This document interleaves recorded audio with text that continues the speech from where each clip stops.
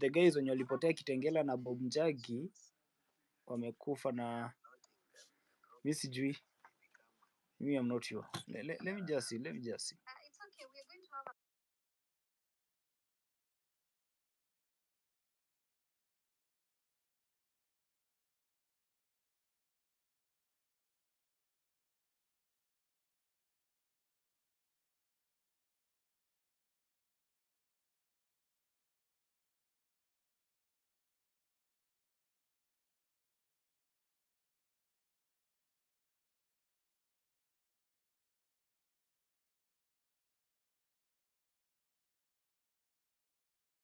So guys, nyinyi mnaona wao jamaa uko wapi?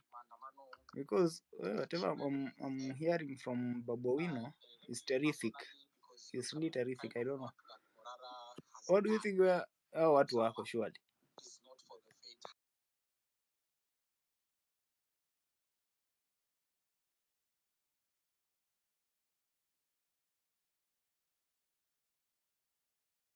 Let me just send this link to Babowino, then we see the way forward. I hope watakuja hapa tuone the way forward.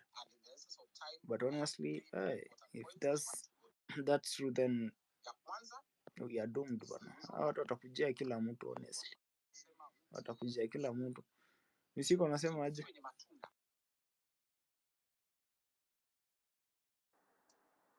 I've always said there, the moment we stop, this man will kill all of us. I've always said this. And now you guys are seeing. The moment we stop, this guy is going to kill us. It's so painful. But if you can get Babowino, atuambie if it's true, ndio sasa tuseme what we want. Streets are calling. Guys, through the ground. Afadhali watuwe tukiona than tuwe kato. When Bob ground hawakumuua, walimchukua wakati hatuko ground. The streets are calling. Ruto must go.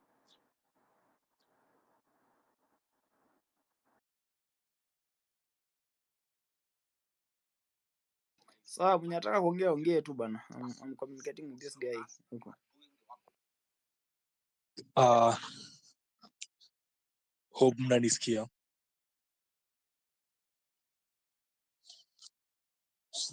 Yes, nakusikia. Okay, like hii manze ni kitu mbaya sana manze. And every time like me nikikaa hivi na kujanga with a very criminal minded decisions. Fuck, me hata sisikii kuongea because actually these guys just like us new ka sisi. Manze like na alifanywa tu ile kitu. Unaona? Hawa si wana self fear. And cannot for the longest time we have been fighting the government. We have been trying to fight the government. Mi kitu yenye nasema leo tu manze si kitu fiti. But we have like to call me na kwa tuna 1,000 solutions. Aya, government ikifanya kitu inafanya ni kututishia, inatutishia. Today. Like kila kitu government inafanyanga wanga inakuja, inatutishia. Sisi tunatokea kwa street to fight the government, whereas you're not supposed to be fighting the government. According to me, now my perspective, I think we are not supposed to be fighting the government. You're supposed to be hurting it. Unacheki? Na ukacheck the main reason why tuko kwa hii shit, it's because of the government. Unaona? Na government like inaua sisi watu blacks, si Wahindi. Na kama kuna Muhindi ama mtu white mwenye either mtoto wake amekidnapiwa ama ameuawa, sijamuona ama sijamsikia. So the government kumaanisha wanga ina protect au wase, wanga ina protect foreigners. Si. And kasa hii watu wale wengi wako space. If today you were told uende Qatar ama uende place ingine outside country, hizo my Middle East, you can't go, huwezi enda. That's true. Why? Juu uko na unaogopa the youths wa uko. Na hiyo kitu inakuanga imeekelewa na government inajuanga hizo shit view happen juu those people wanga wanaweka hadi live video wakiwa watu black. So according to me, I think tunafaa pia hiyo race war ianze if that's what they want, because watu wao na peace welea sisi ndo tunaumia na wao nikawa wanafurahia. Na by the way, those people are spies. Utapata kuna clubs uwezi enda ukiwa a Kenyan, unacheki kuna estate uwezi ishi Nairobi na kila mtu anazijua, most of you people knows it, like uwezi ishi hivyo, like uwezi enda kuishi huko. So to create fear na ili wao wasi waone tuko serious, I think now we are supposed to be targeting those whites. Those whites I think on the assets itabidi pia wao tu waende waongee na embassy za kwao. Unaona, they tell their president Kenya kumeharibika, it is not a safe country anymore because of them. Juu haiwezi kuwa ni sisi pekee ma blacks tutakuwa tunahatiwa alafu na we are just okay. Kasa hii juzi kuna hii staff fulani ya kwenda kuona wanyama, sijui ilipitishwa inaitwaje, ilitoka 7,000 ikafika why ni juu kasa hii wewe mwenyewe ukiambiwa sijui ende uone wanyama ulipe 30,000 uwezi. So hizo kampani za wazungu Hey bro. Yes. Bro. Yeah. Umeona topic hii space. Sitaki kuwa Yeah. disrespectful bro. Sijui umeona topic hii. Yeah. Sasa nataka tuongelee hiyo kitu kindly. Juu ni kitu najaribu kufollow up kwa babu. It's okay. Ukimalizia like I'll be back.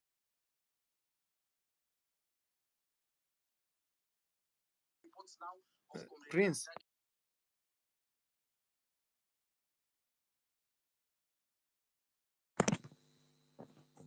Yes. Kioti. Fiti bro, kwaje? Okay, good evening everyone. Good evening everyone who is on this space. My name is Prince Baha.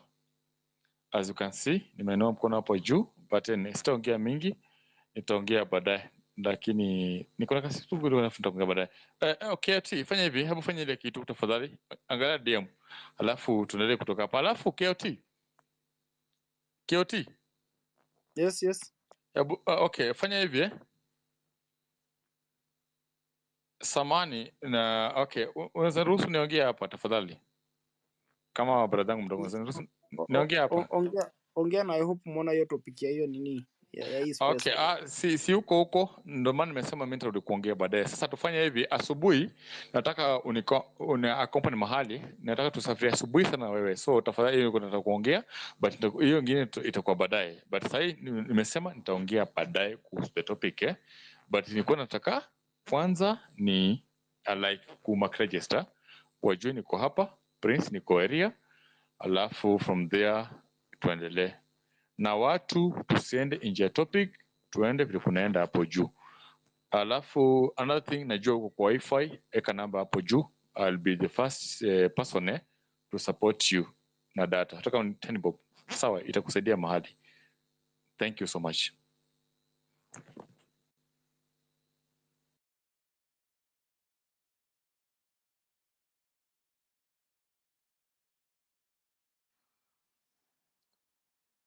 KOT, go ahead.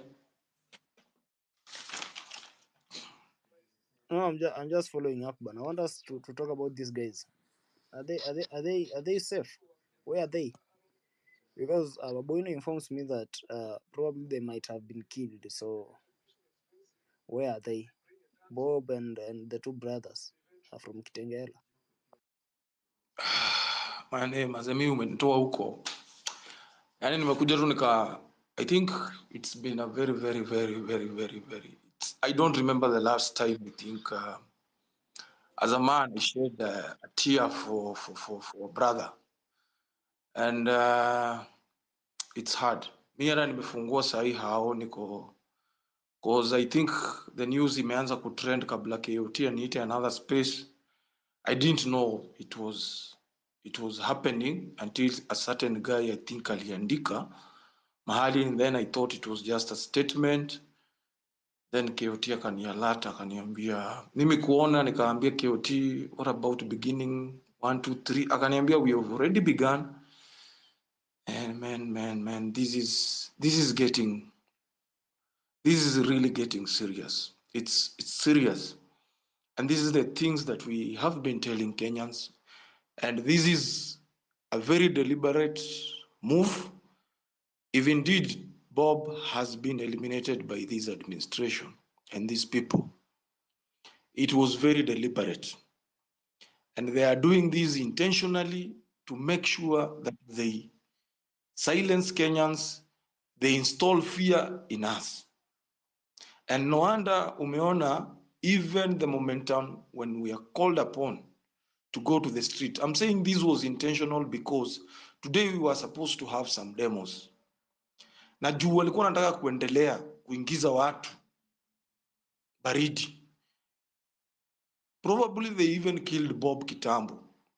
And it's unfortunate, and I'm taking this very painfully. Kwa sababu when Bob and the three Kitengela went missing, people made efforts hapa katikati. Ikafika mahali tunaweza enda siku 2, siku 3. Nobody is talking about Bob. And I've said here time and again, the moment tunaendelea kunyamaza na keep on taking it business as usual with this regime, and if KOT you can remember, I said they will be coming for one person. Unaelewa? Watakuwa na hii ndio kitu wanatumia.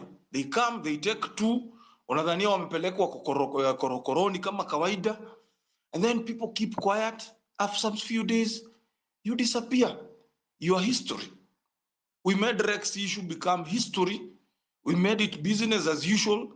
In our own nature, William Ruto has made it a habit. Kenyans ni watu wa kusahau na kusahau haraka. Now he's coming for us.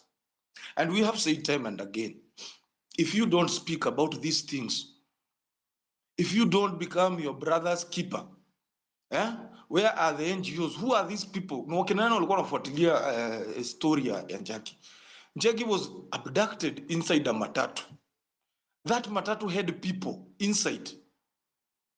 And the police were 3 policemen. How are 3 policemen taking an individual inside a matatu and other Kenyans are just seated? These are the things we were talking yesterday. Wakati unakaa hivi unaona polisi wanakuja wanachukua mwenzako na nyinyi mko tu busy na simu. You are looking. If we don't stop this idea of people being abducted while other Kenyans are watching, it is what, I don't even know what to say, man. This is a guy who loved this nation, amejitolea. He has been with us in the street. Bob is being killed. Hajaona hata mtoto wake. The day Bob was abducted, the wife delivered after 2 days. And there are people in this country, yani wameunda unit ya eliminate people. And we are here seated, thinking that we have a country. Others in other platforms now discussing about political parties and other things. I'm not against those things. But I've told you and I've told Kenyans, if you're going to give this tyrant time until that period, you'll be having nobody to speak for you. You'll be having nobody to speak for you. So take this as a very serious development. If William Ruto amefanya hii imekuwa ni kama kawaida, and his cronies are doing this, angalia vile, yani taking life is not a big deal. It's not a big deal to these guys. Did Bob really deserve this? Did Bob deserve this? I'm just posing this to you Kenyans. Did Bob deserve this? Alienda kupigania sometimes, does this flag mean anything to you? Because it does not mean anything to these politicians. These people, it does not mean anything to them. And that's why life is nothing to them. What do you think those souls are saying, wherever they are? Wakati wanaona Kila siku tunaongea kwa space. We are doing 80% of talking, but 5% of action. Yani tumeshindwa, you want to tell, I don't know. These 5% of individuals in Kenya wamekuwa tu so powerful kushinda 50 something 60 million Kenyans. And you want us to die on our knees. Mnataka sisi yani tumereduce to beggars, now we are being killed as we watch. In fact wanafika mahali hata wanaamua ni ile siku yenye watamuua, ama kama walimuua kitambo siku yenye wata-announce. Very deliberate. Sababu mlikuwa mmepanga maandamano leo, they kill Bob Njagi. Or if they have they killed him kitambo, they announce it today. That is the administration. And we want to assume it is business usual. And we want to believe, I know it is human nature to fear. But let me tell you something, my brothers and sisters. The fear that you are accommodating will enslave you forever. They will still get those guards of selling all the national assets. They will do it. They will do it. Right now they have confused the entire movement. Kila mtu wako tuna space yake with the different agendas, with the different talks. And then, but I still stand, and KOT, I pray that God gives us the energy. Even if we'll be the last people standing, then our deaths will not be in vain.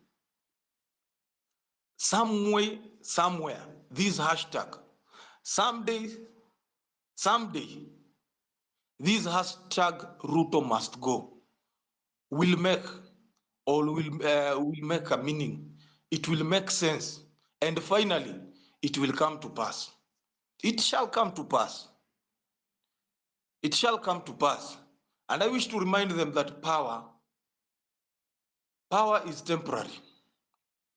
Who thought that one day Moi's son, Moi was a tyrant?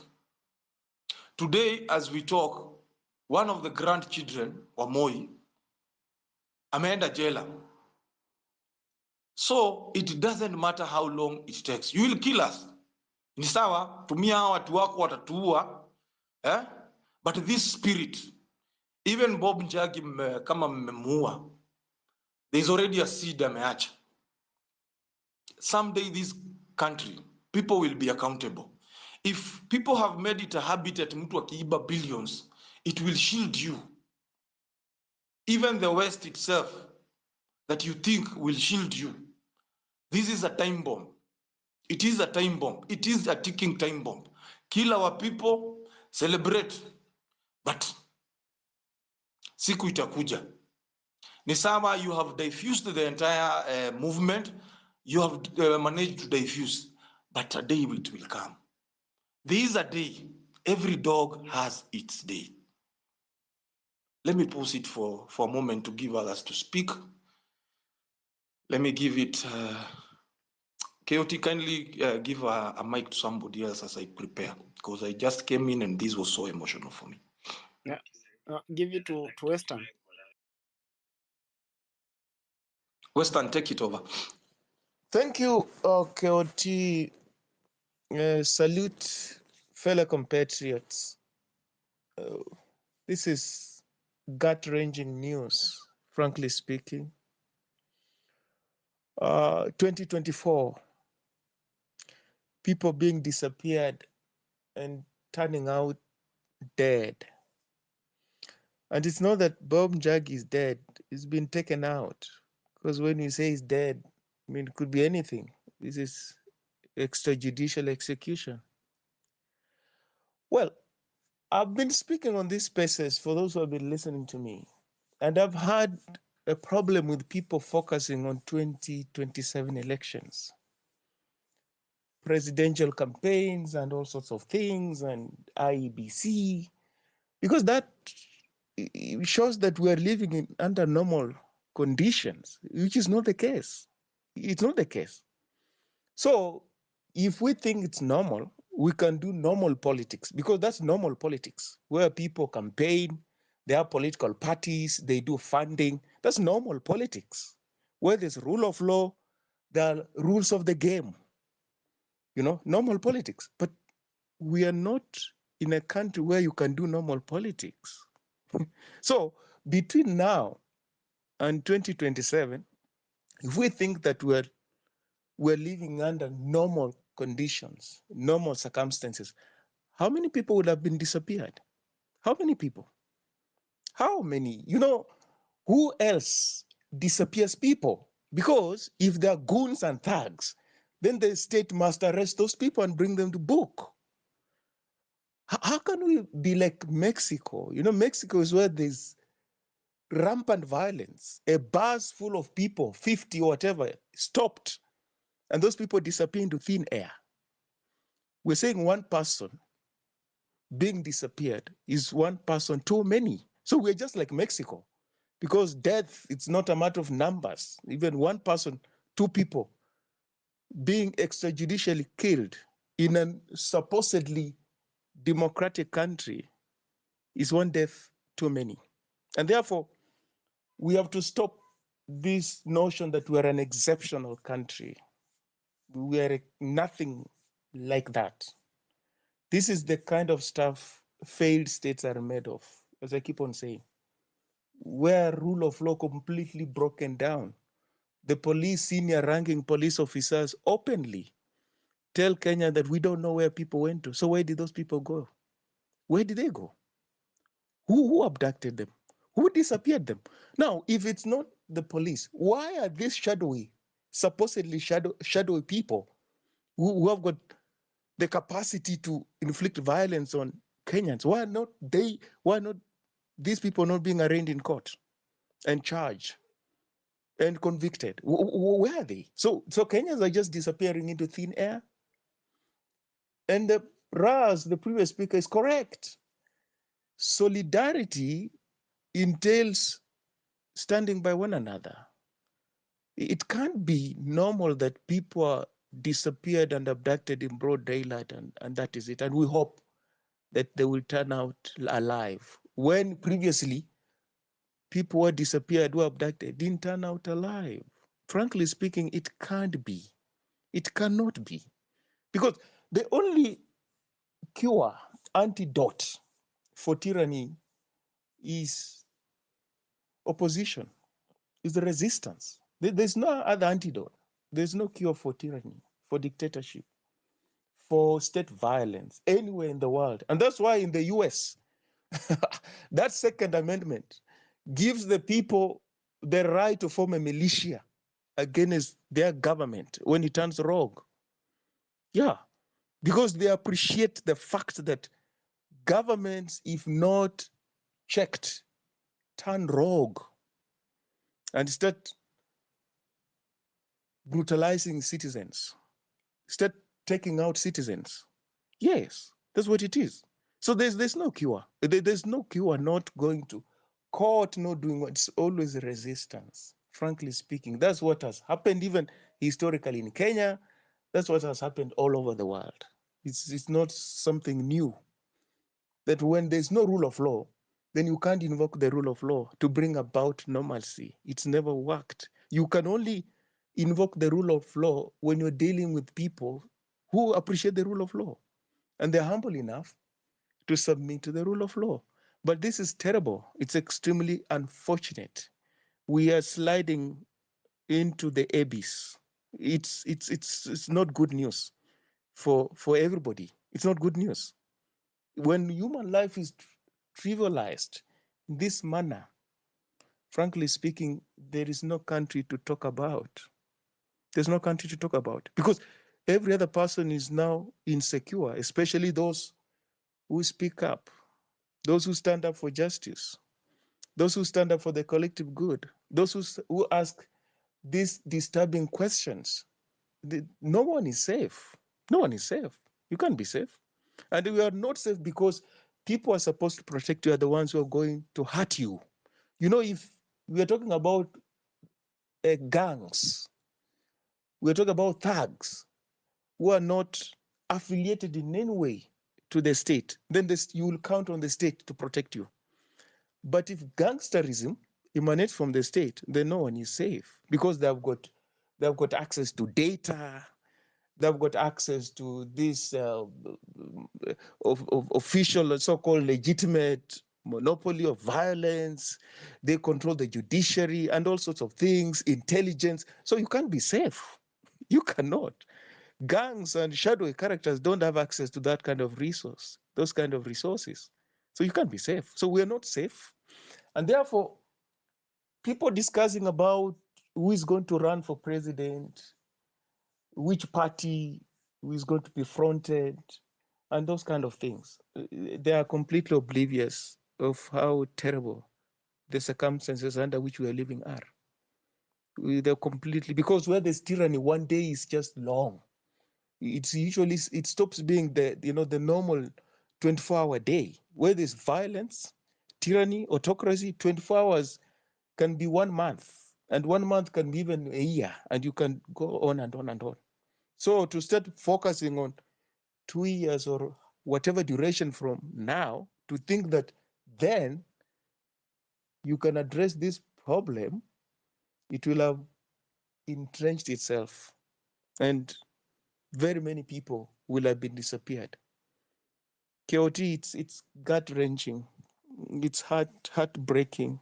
Honestly, shouldn't be like this when people are fighting for multi-party politics, competitive politics, a new constitutional dispensation. These are the kind of things they thought they had put behind them. Oh my goodness. How bad habits die hard. Thank you, Coyote. Thank you so much, Western. Thank you for that. I think Western is from. I think he's in. Sidani kama ako Kenya. Western. Thank you for that. Let me give this opportunity to Social. We go in that order, and I would want to hear your reaction, particularly on this, and then Omoso, and then we can hear from Kenya. Thanks. I don't know whether Russ or Paul is the one talking, but either way, thanks so much. I've always said in these spaces several times that democracy in Kenya is an illusion. Hakuna democracy Kenya. It is for the few people, 5%. Actually, this is the group of people that are holding our country hostage. They are rich, they can control what they want, they can kill who they want. And if it is true that Aslam and the trio have been assassinated, I think the first week when they were assassinated, in fact 2 days after they were assassinated, I kept on shouting here. And I just call upon us that I think Kenyans are really forgetting very fast, and these people are taking advantage. You know, they truly take advantage of this situation where Kenya today nimeshikwa, kesho nimesaulika, you know, and that is the disease that is affecting us psychologically.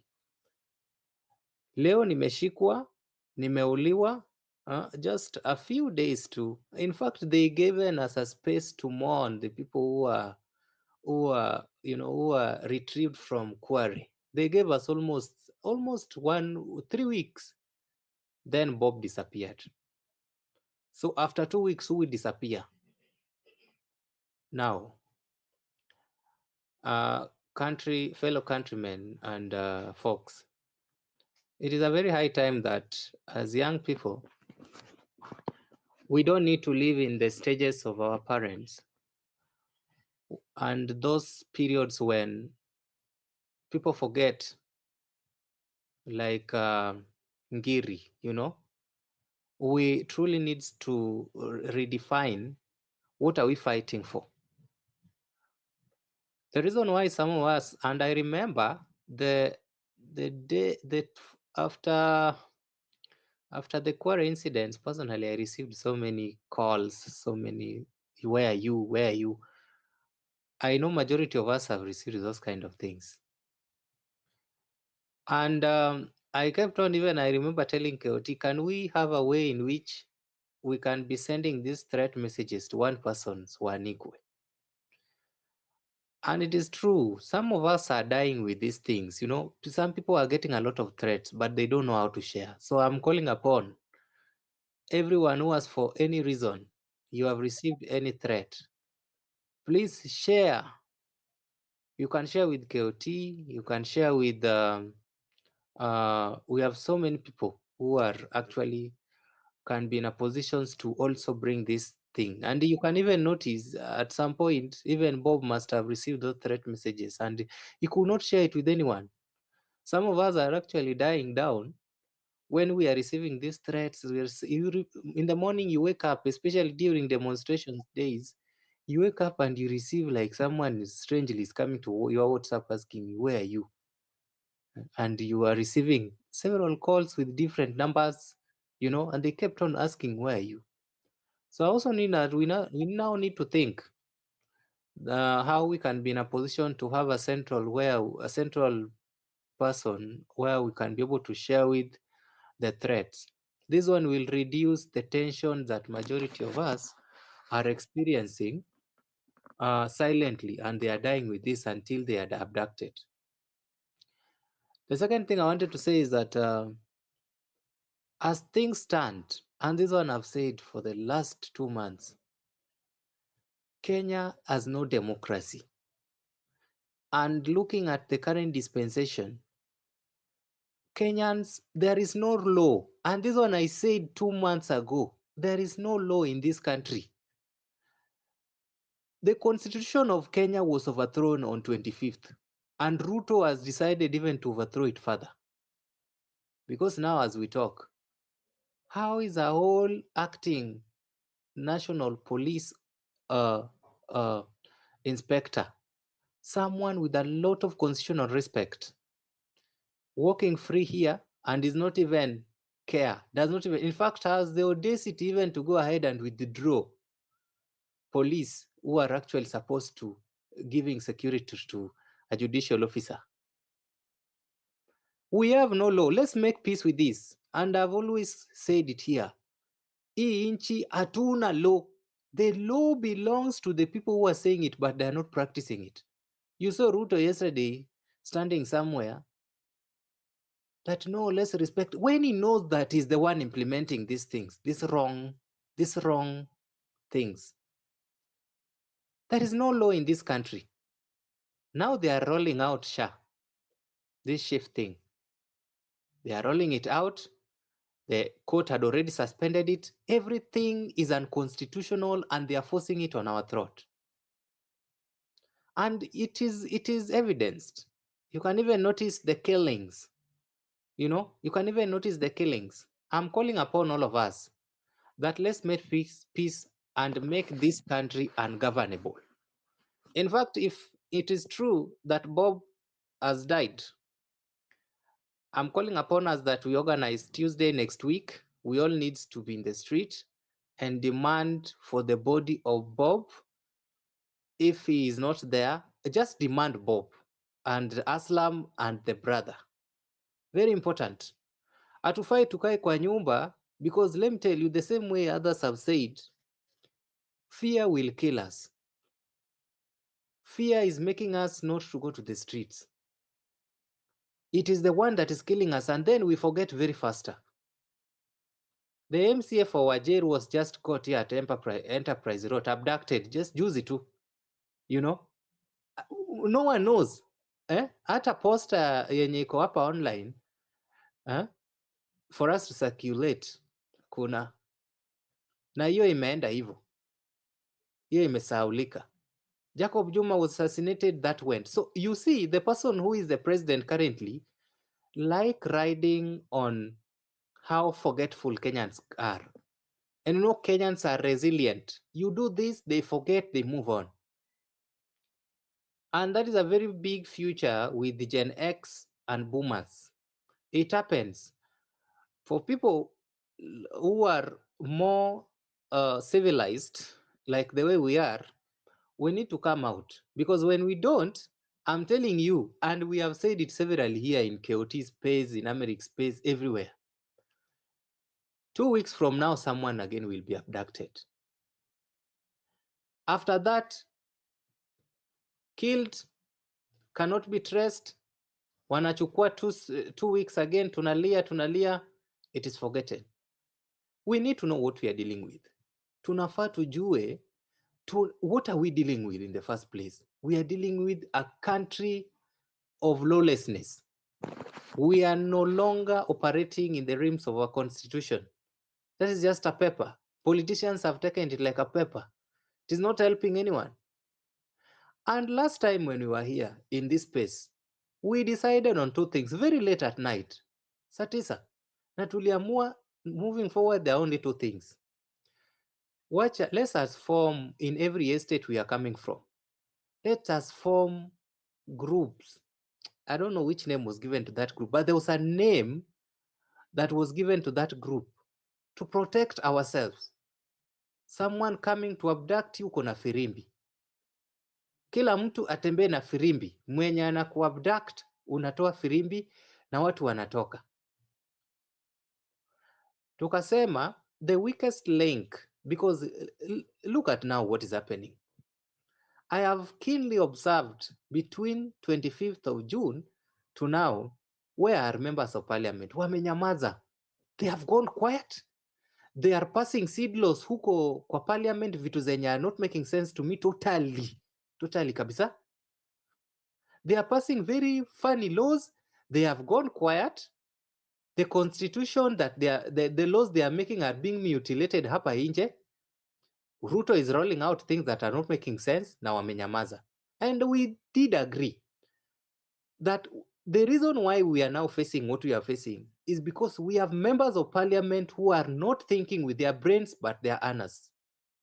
Na hii tulisema hapa, tukaamua ukiona any member of parliament mwenye ako within just jurisdiction ya hiyo constituency, afai aonekane. They are the weakest link, because today Bob is staying in Kitengela and the 3. We have a member of parliament in Kitengela. We have an MC in Kitengela. We have sub-county assistant sub-county of police hapo, who has come out to ask where is Bob? Where is this MP? Where is this MCA? The weakest link we have, and we need now moving forward. Those 2 things are very important. Let's form groups in our estates that can fight and over, because literally we agreed here. Tunafaa tushike tu watu wa DCI moja tu na tuchome hiyo gari na tuambie ni nani wanawatuma. This country is a crime scene. There is no law, and let us make it law. There is lawlessness. Let's make it ungovernable, because that is what they are saying. And the best way to make it ungovernable is to ensure that these members of parliament they don't come to that constituency. Like now there is Bob haonekani Kitengela. Where is the member of parliament? He should be responsible. Na akionekana mahali ni vita, yeye ndiye anafaa kuwa mtu wa kwanza wa kuuliza where is my constituency, who voted for me? Ni yeye. Bro, bro, socially please, dakika moja tu tafadhali, sikuinterfere na sitaki kuongea kitu yote. KOT Rasg please, kuna hapa More wa Nzenza, hebu mpateni mic, amenidem mara mingi, hebu nataka after the guy is done hebu tumsikie anasema nini, kwa sababu amenidem mara mingi anataka mic na nikamwambia mimi si host na mimi si co-host, but amenidem kama mara zote. So after the guy is done please, hebu pateni More wa Nzenza tusikie anasema nini. Thank you. The guy has 30 seconds just to wind up. I was just about to alert him, so you have just less than a minute, please. Wind up so that other people can react to this. I'm done. Done. Yeah, I'm done. Thanks so much. Thank you. And I can feel it's not a good moment. It's not a good moment. KOT is still following up on the latest development. It is our wish if the news won't be true, but very reliable sources are indicating that Bob Njagi might have been eliminated. But it is still that KOT bado wanafuatilia na wengine, but very reliable sources can indicate that indeed Bob has been eliminated. It's not an easy, it's not something very easy for everybody. And we will have a reaction later, but let me give people a chance to react on this. There is somebody that Prince amesema. Umesema anaitwa nani? Prince? Prince? Okay, Ras G, I can hear you. Toria, hey, my sweetheart. Hi, love. Hebu please kwanza Ras G nasalimia Toria. Toria, hi. Hi. Sana hapa. How are you? Ras, mute your mic, please, Ras. Toria, hi. Hi. How are you, love? Where? Utachapa na KOT. I'm not good. I'm so sad. I'm mad. Kioti ajipange aende asikie bana huko mbali. Anyway, okay. Guys, Okay, focus. Kioti, listen, Focus, Okay, wait. Kioti, wacha ma feelings. Najua ni demu yako na ni bibi yako, and I respect that. Okay, alikuwa anaitwa Mori wa Bana, acha Anzenza. ujinga bana. Can you speak sense bana? We were in a serious moment, and what are you coming here to say? The problem with you, Prince, the last time you brought a lot of confusion on the platform.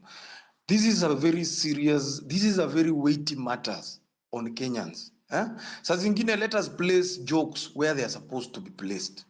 Let us place jokes where they are supposed to be placed. And these are the kind of sentiments. Allow him talk. Just wait, please. Just wait, because we need some order here. You know the reason why they are eliminating people? You know the reason why the government never takes you serious? It's because some of these sentiments that are coming out of you, what wanakaa wanashindwa, is this an alternative leadership that is supposed to come out of these people? Right now, your friend is dead. Your friend is dead. Others were abducted. Others, we don't know where they are. And here, the topic up there is Bob Njagi. And you want to introduce some funny things. Come on, let us be serious for a moment, please. And for that reason, let me just take the mic directly to Tribe. I can see your hand is up, please. Thank you so much, Toria Rasji KOT. Today is a very sad moment as a Kenyan. It's a very sad moment being a Kenyan. It's a very sad moment being alive. It's a very, very sad moment being proud to be called a Kenyan. I am not proud anymore to be a Kenyan because, first of all, we are reliable information. That's reliable, very reliable information, as you have put it, has it that Bob Njagi has been killed. That's the truth of the matter. And chances, if at all, we pray that it's not true. But if that can be the case, then I don't think we have any other reason. We need to paralyze the country. We need total shutdown. This is very unacceptable. This is the worst form of, and in fact, I am very bitter to an extent that when I see people coming here to call girlfriend, boyfriend, those people should just be chased out of this platform completely. In fact, they should be chased. Go and chase your girlfriend and your boyfriend very far from this nonsense here. Anyway, I think KOT, this is the time we people, we need to come out, because if they abducted this man from a matatu, do you want to tell me that if the DCI is serious, they cannot find those people who are in front of other passengers? Over 40 passengers were in that bus. They picked that gentleman, Bob Njagi, ndani ya gari. Mazee, ndani ya gari. Jamaa ameketi na watu. Mpaka in fact, kwa ile clip you can see very well, ata ule jamaa anasema hii ni mwizi wa bunduki. No. That is nonsense. That is absolute crap. And then now ule Kanja anakuja anasema at the information have been given by the police. Wale watu kama hawaja, if those people, the Kitengela 3 were not abducted by the Kenya police, then they were abducted by the Ugandan police in cooperation with the Kenyan police. That's the truth of the matter. There is nothing like the Kenyan police did not know. Hakuna kitu kama hiyo. Hiyo ni uongo mtupu, ni kupaka huku miguu mafuta. That's the truth of the matter. That's the truth of the matter. So if you still sitting down there thinking you are safe, you are not safe. Because me and you have participated in this maandamano in many ways.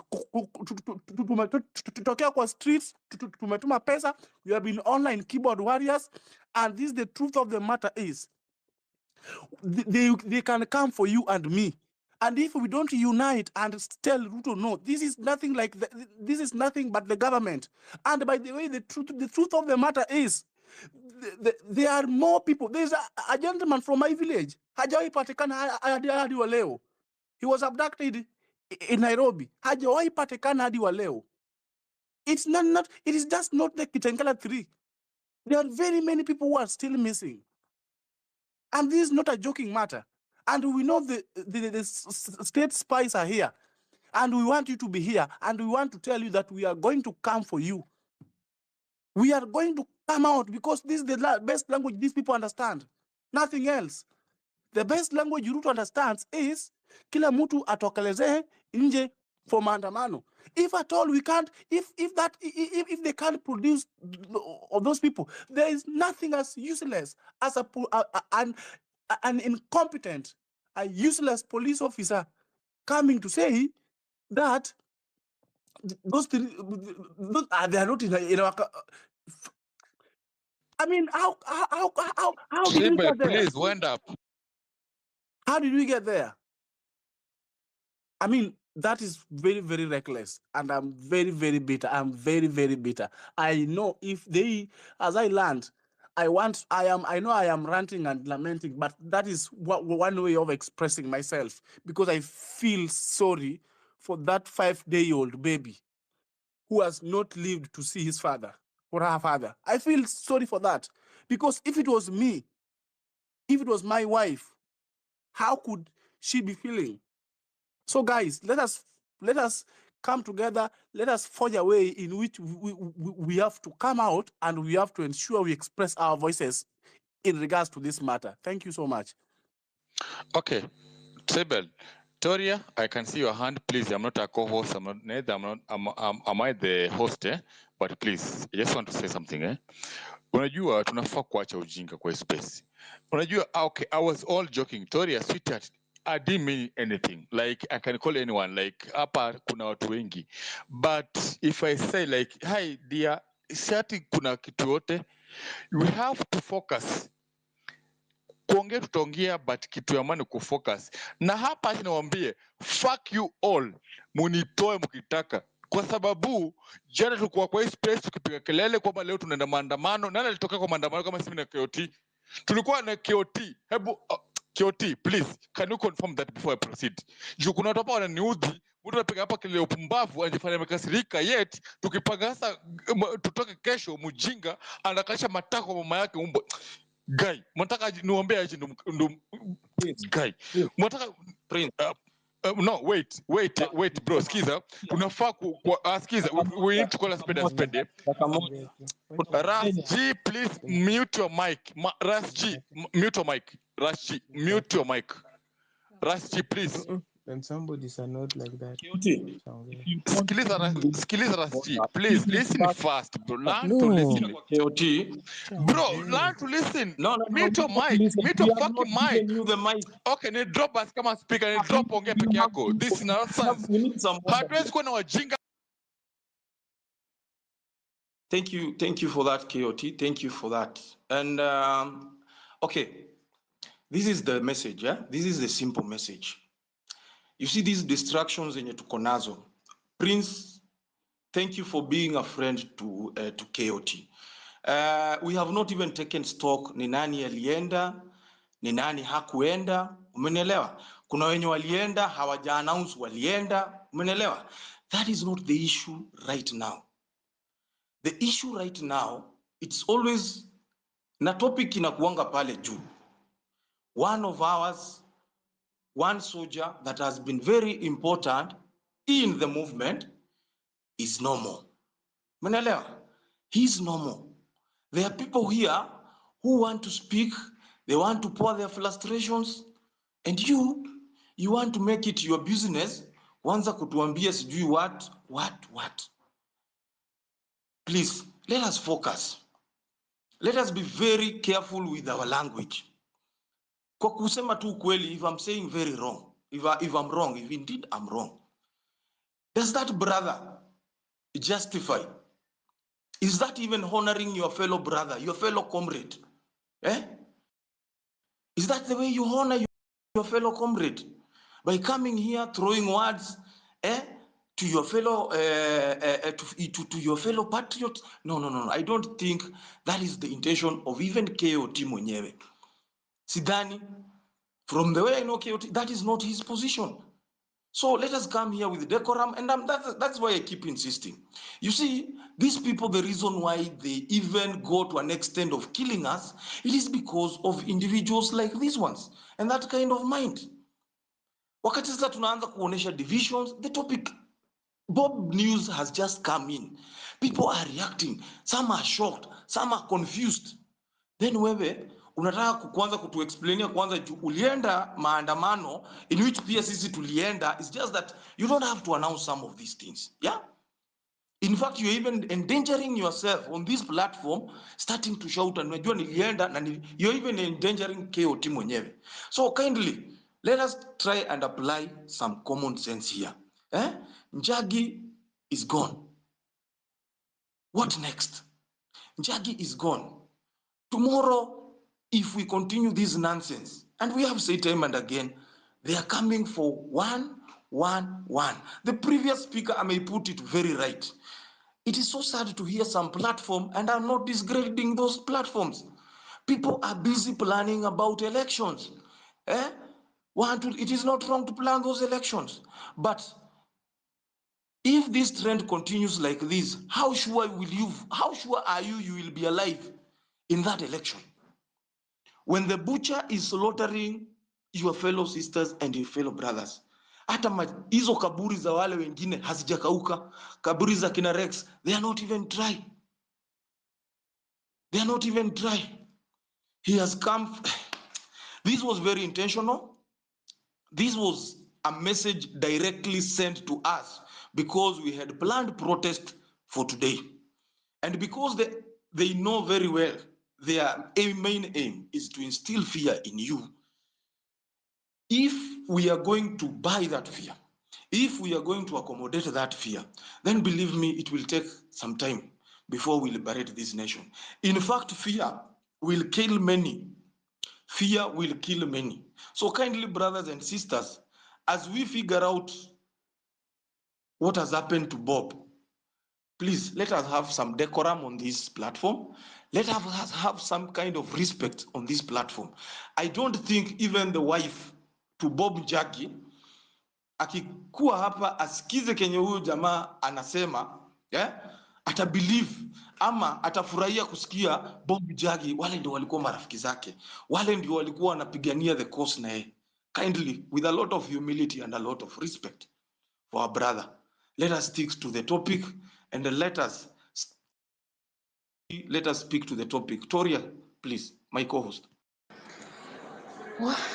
Okay, thanks KOT and Rasji for the space first of all, and my condolences to the family of Bob Njagi. It's so heartbreaking, the news. He's one of our own, and the poster I've put it on the Jumbotron, it shows like, okay, we need to be keen at some times with the news which are posted in the Twitter. Kimunzi some time ago, he posted someone who was saying that Bob is already dead, and we took it for granted. But today the news have been confirmed. Um, they are killing us. Nowadays, you don't know where you are safe. Neither at home, neither on the road, wherever, anywhere, you ain't safe anywhere. So when we say like if someone is gone, we amplify, it's not to gain fame or what. It's for protection. It's for people to, for everyone to find those people. Sasa tumekuwa tukiimba kila siku Bob. It's so heartbreaking. Leo tunakuja kupewa mwili yake, and I don't know if the other two guys wako bado ama wako. Masingeli should be ndani sahi, because I don't understand mbona leo wanakuja kusema ati bado wana investigate, within some couple of hours wametupea feedback Bob ashapass. It's really bad, na bibi yake amejifungua tu the other day. I feel the pain that woman she's going through. Sijui ama ataelezea mtoto wake aje. Alafu like babake alikufa in the front line like a freedom fighter. He is a hero, that's what I can say. And manze, it's heartbreaking. Tushikane tu, unity ndo inaweza tuleta pamoja, we stand together. Tukianza diversions like unaona mse anabebwa tu, tuko diverted, tunaongelelea ABC, tunaongelelea nini, tuna assume tu, assumption tu ndo imetufikisha hapa. We were united at the beginning, sai may his soul rest in eternal peace. The blood za wale wengine bado ziko fresh, zinalia, zinahitaji justice. Tukisema tuende streets, mnadhani tunaenda kurant ama tuko tu, but me hata I really lack words to say, but let him rest in peace wherever he is. Thank you.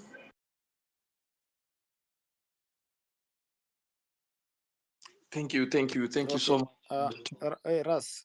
So Yes. guys, at times mimi I always host these spaces, then I'm like, see, I should just give up, because at times bana, you guys just giving vibes za watu like, yani you just don't care. And today honestly mi nimekuwa sad sana. Even I've been speaking hapo kwa space ya kina Morara, and I explained to them, guys, honestly you people bana, munachosha. Honestly, wacha tu niwaambie ukweli, munachosha, because at times watu wakitaka kumove ahead, nyinyi mnawavuruta nyuma. Like nyinyi ni kama wale watu wenye sijui nita explain aje. Honestly, mimi honestly, wacha tu niwaambie ukweli if we are going to continue this way, I know nobody nini alinieka mi hapa, and I owe no one an apology if I say I'm going to step down. I owe no one any money nikisema I'm going to step down, even suspend this account and just sit, because I'm sure honestly I'll end up even nikwe cheesy kabisa, because you guys, you don't like decorum. You guys at times you joke a lot on these spaces. Hizi spaces si ati tunazihost hivi kumake it fun. Kama unadhani tuna host hizi spaces kumake it fun, then ask that student mwenye ako high school if huwa ana have it fun kuamka saa 9 kwenda preps. Muulize, because we always spend here even hadi kesho kutwa. But what guys do you bring here? Jokes, demoralization, and you think it's just like it's just normal to host these spaces and talk about an issue. Hey, the other day mi nililipuka hapa na nililipuka kabisa, because I was trying to ensure these spaces tunazihost it na decorum. We have like hey, mimi sijui bana. But what you guys are giving in, you're just giving negative energy. You just come here to rant, mnasema kitu, let us do this, hakuna mtu anafanya. Sasa hizi tukibadilisha hii space hapa, tuiweke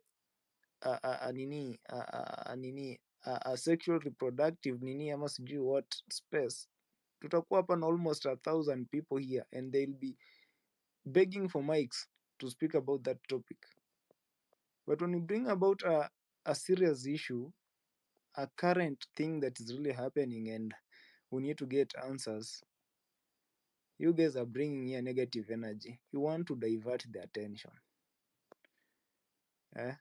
You want to divert the attention. Na mimi nimewambia huko, mimi sijaiomba mtu pesa honestly kwa hii space ama kwa hii timeline. Sijawahi na sitawahi, hamtaiona na sitawahi fanya nini paid activism. Na wewe penye huko, if you feel like this guy is hosting this space, he needs maybe some water, you will do it, and of course you have been doing it in my DM and I appreciate that. Lakini kuja hapa anze kuleta negative energy, you come to my DM pia kunisomea, mimi nitawacha hii space siku moja na nifunge na ni delete account na niende mahali nilikuwa. All the way from campus I've been an activist mimi mwenyewe, and I've been standing up for the issues. If you have my Facebook account, you can go through it all the way from 2019 when I was a first year till today. And so kukuja hapa, I've never been an opportunist. In campus, no one paid me to speak for the rights of students. And so if you think I'm hosting these spaces because of personal gain or personal interest, I'm so sorry for you. I can also request you to host some and use them for your personal interest. But guys, these spaces, let us not divert attention. Death is not something to joke about. Those people have been missing for a month. Saidi say wanatuambia they don't abduct anyone, so they are not aware of the abductions. For 30 days, hata mtu kama aliyeko mahali na hajapewa food, honestly, do you think he's alive? Endeleeni kuleta tu hapa hizi jokes. Siku moja watakukujia wewe, utaenda. Watanikujia mimi pia, mimi nitaenda. Maybe hiyo ndio itakuwa siku yangu ya kuenda, because death is compulsory. Kila mtu hapa atakufa. And I can't apologize for that. Everybody will go. But we don't want you to go in a manner that ni watu wamekuabduct and they have gone to cut your lives short. Guys, you need to take these things seriously. Just continue giving negative energy. Nisidhani kina hiyo hata siku hizo wananyamaza mbona. Kina Koino wanyamaza mbona. Hawa binti hapa, si hatu wananyamaza tu. Wanyama ndio huyo aliamua kulog off kabisa. Saizi hamuoni kwa hii time. Na si ati wamenyamaza because of the energy you guys are giving on these spaces. Na mimi nimekuwa najikaza. There is a time I even tried to take a break, but I couldn't, because nilikuwa nasema hata nikitake break, guys, there are some things that are needed here. So acha tu niwaambie ukweli, I'm about to get tired of this timeline. I'm about to get like, I'll just go to my normal life. Today I've enrolled for a course at nini naitwaje, at hii university inaitwaje jamani, but I've enrolled for a course, and I opted for an online course because I wanted to remain for this course of this movement. I never wanted to go to sit in a class, do a diploma in international relations and diplomacy, niache hii kukiwa na pending issues, and so I opted for that. But you guys are giving us negative energy. So many people have given up. So many people nowadays, they don't talk about any issue that arises. Na si ati nini, it's because of the response we are giving them. It's because of what we are talking on this platform. It's because of the energy we are giving them. Now honestly, if someone can be abducted, mtu kama Bob, a guy who is probably in his 30s, mid 30s. Wewe mtu kapa na 22 years, 24. Do you think you'll resist that abduction? They'll go with you and you'll be nowhere to be seen. So when you're coming on this platform and giving us negative energy when we are speaking about serious issues, think about that anyway. So, Rasji. Thank you, KOT, for installing some order and bringing some really order that we really needed. And just supporting what KOT has said, this is a movement, and this is a cause that we said before. It is not meant for everybody, and Ayo can attest to that, and others. Hii kitu si mchezo, si ya kila mtu. When you see these guys hold these spaces for hours, when wamekuwa hapa, it is so in a drain energy. So when you hear your fellow patriot amebebwa, ameenda, ameuawa, and these topics are brought here, then you start talking like, it is like you're mocking. It's not good. It is not good, and we just hope that our brother can reflect on that and come up maybe with some kind of apology. It is very disrespectful, especially to the wife. I think we need to go on. The latest developments and the latest information we are getting, Bob might have been eliminated by the tyrant. And we have kept on saying that we should be our brother's keeper. Na tumekuwa tukisema tu hapa, the moment the police, because they are not even police, they might be police, but this is just a unit that has been formed to eliminate. Its purpose is to eliminate. And we are the people giving these people that power will. Because I don't understand how a Kenyan can shout in a vehicle that I'm being abducted, na nyinyi wote, 50 of you just looking. This idea of people ati tuko Nairobi, unajua Nairobi, everybody ana mind biashara yake. My friend, I'm saying this, by the time utakuja realize you will not be there. So wewe endelea ignore, continue not supporting your brother, and continue being distracted wakati tunaongea tunasema let us go, because we cannot wait for those 2027. Those are nonsense. Those are just formalities. Hata hatuwezi jua how these people came into. I'm not trying to disregard wengine, because hata tunaweza kuwa tumeletea tu character mwenye atatu distract. Umenielewa? Right now it is so sad when Bob news is coming in and somebody somewhere is planning on an election, on a party. That thing pains. It really pains. And I'm going to give a chance to other people to speak, because this is so emotional.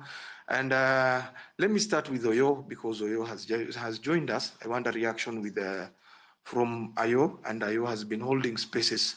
Kindly confirm to us, Ayo, if indeed you have received the news from other quarters about Bob. Hi, I hope you guys can hear me. It's been a while since I spoke on these spaces, more so concerning politics and all that, because I've been taking a break because of my own personal reasons. Number two, I want to confirm that I want to confirm to you guys that holding these spaces is not easy. It's not an easy task. It's an uphill task, and just co-hosting, it takes a lot of energy, mental drainage, and it's just prudent for you guys to respect these people that host these spaces, and respect these people who co-host these spaces, and respect the people who put platforms, because we saw people who started and gave up in the middle, right? I don't want to mention names at this particular point.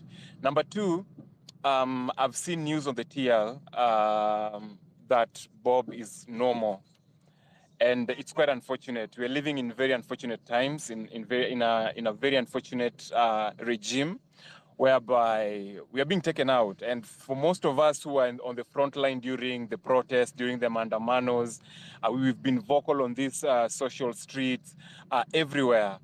we are targets. We have targets on our backs. I remember me telling you guys that kwanza in the height of those maandamano periods, there's a time whereby I received very weird phone calls telling me to pull down my pinned tweet. I've never pulled it down to date. So I want you guys to just understand that we are all targets at the end of the day. As long as you're vocal on these streets, as long as you are attracting media attention, as long as you have followers and people are listening to you, you're always a target, regardless. Sawa. So I just want to put that out clear. Concerning Bob's death, I have seen it on the TL. I have not gotten tangible information that if he's either dead or not. If he is, may his soul rest in peace. If he's not, may God protect him wherever he is. Number two, I want you guys to understand that our feelings aside, our emotions aside, the only way we can kick this regime off power is through practicing our civil rights, which is having that ID, which is being a voter. Yes, it is one thing to come on these spaces and rant and rant and rant as much as we want, and saying how other people are holding parallel spaces about politics and all that. Guys, politics ni politics. If you want to remove Ruto out of government, create a political party, be part of a political party, go for those seats. And we've been saying this all along. Be in the government, be part of the system, be in the system. That is the best way to fight the system. Be a leader, go for whatever leadership role you want to go for, and kick off that MCA, kick off that MP, kick off that governor, kick off that damn president. That is the only way. And as much as, yes, we are talking about Bob right now, it doesn't mean that he was not being talked about on that political space. So I just want us to put down our emotions, negate our emotions for just a moment, our feelings for just a moment, and think critically, think straight. Yes, our brother might have been gone, but what next? And I'm not downplaying anything. I'm so saddened that a Kenyan has been deduced from the public, from this world. One life lost is too many. But again, what is the solution? Let's speak solutions. The solution is let's kick this government out by practicing our civil rights, either by voting, either by going for that leadership role. That is all I have to say for now. But please, it's one thing to be emotional, but it's another thing. After dusk is dawn. When dawn reaches, let's think straight and do what you're supposed to do. Remove this government all out of office by voting, by going for those political seats. Thank you very much. Thank you, Ayo. Thank you, Ayo. It's a debate up for debate. I think we will react on that. That's my senior brother. I wish to give the mic. Let me give the mic. We will react to what Ayo has said. Baadaye. SK, I can see your hand is up. Escovino, are you there? Yeah, I'm here. Thank you, go on, man. Guys, I think much of the things I wanted to say I may echo, but if we've lost Bob, condolences to the family. But I'd really beg us to stop shifting goalposts and blaming each other on this. Why am I saying this?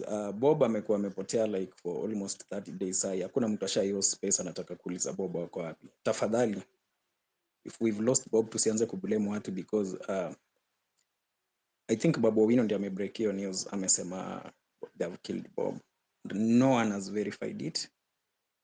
Nif has just posted like a few minutes ago akisema ameongea na the family and the family cannot verify that. And Babu has also responded again saying, what do you expect if someone has been missing for 30 days without communicating?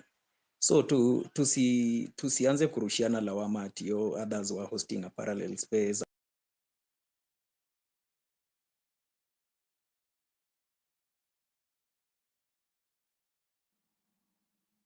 Are you still there, my brother?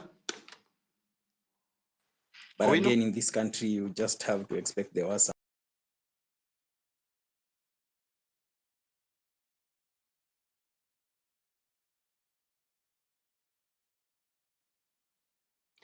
Can anybody here? Kowino, A lot your is connection happening. is A lot breaking. is happening, and I can't tell you guys. Vitu mingi zinafanyika. Sometimes energy inaisha mtu. Energy inaisha mtu. You can stop coming to places. You can stop costing. You can stop doing. And you are very right if you stop doing that. You can go and watch football. I'm watching football now, and you are right. It is in your right to do that. To feel fatigued fighting for your country because una fight, and watu wengi unafight na wengine wako kwa payroll wanakudanganya wanafight na wewe. Kuna watu wako kwa payroll wanalipwa kujifanya wanafight na wewe. Sisi mafoot soldiers ndio tunaumia. And let me tell you, this is why maybe I've not been in the space for the past 1 or 2 weeks and all that, because we really need to focus and tujue tunataka nini. Hata kama ni type of leaders tunataka, tujue tunataka type of leaders. We outline every single thing that we need. We can't just wake up and go to the street tunasema Ruto must go. To be honest, I want to be bluntly honest with you guys, and this space is recorded.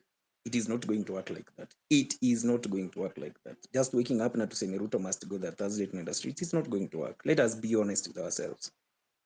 And we need to work on a very good strategy of sending Ruto home. But this ya kuamka tu kwenda maandamano, like I said, we got overexcited after the June 25th, and a June 25th is never going to happen anytime. So it can happen. I'm not saying it cannot happen. It can happen. But it's not just going to happen out of the blue that tuamke tu tuseme twende any streets. The only reason that was that successful the way it happened, it's because we caught everyone by surprise. They never expected you people to go to a parliament. They never expected us to set foot in that parliament. They just thought it was just people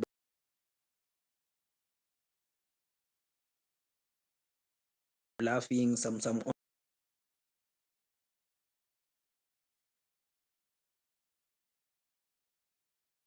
online, some online wankers wana wanka hapa online and all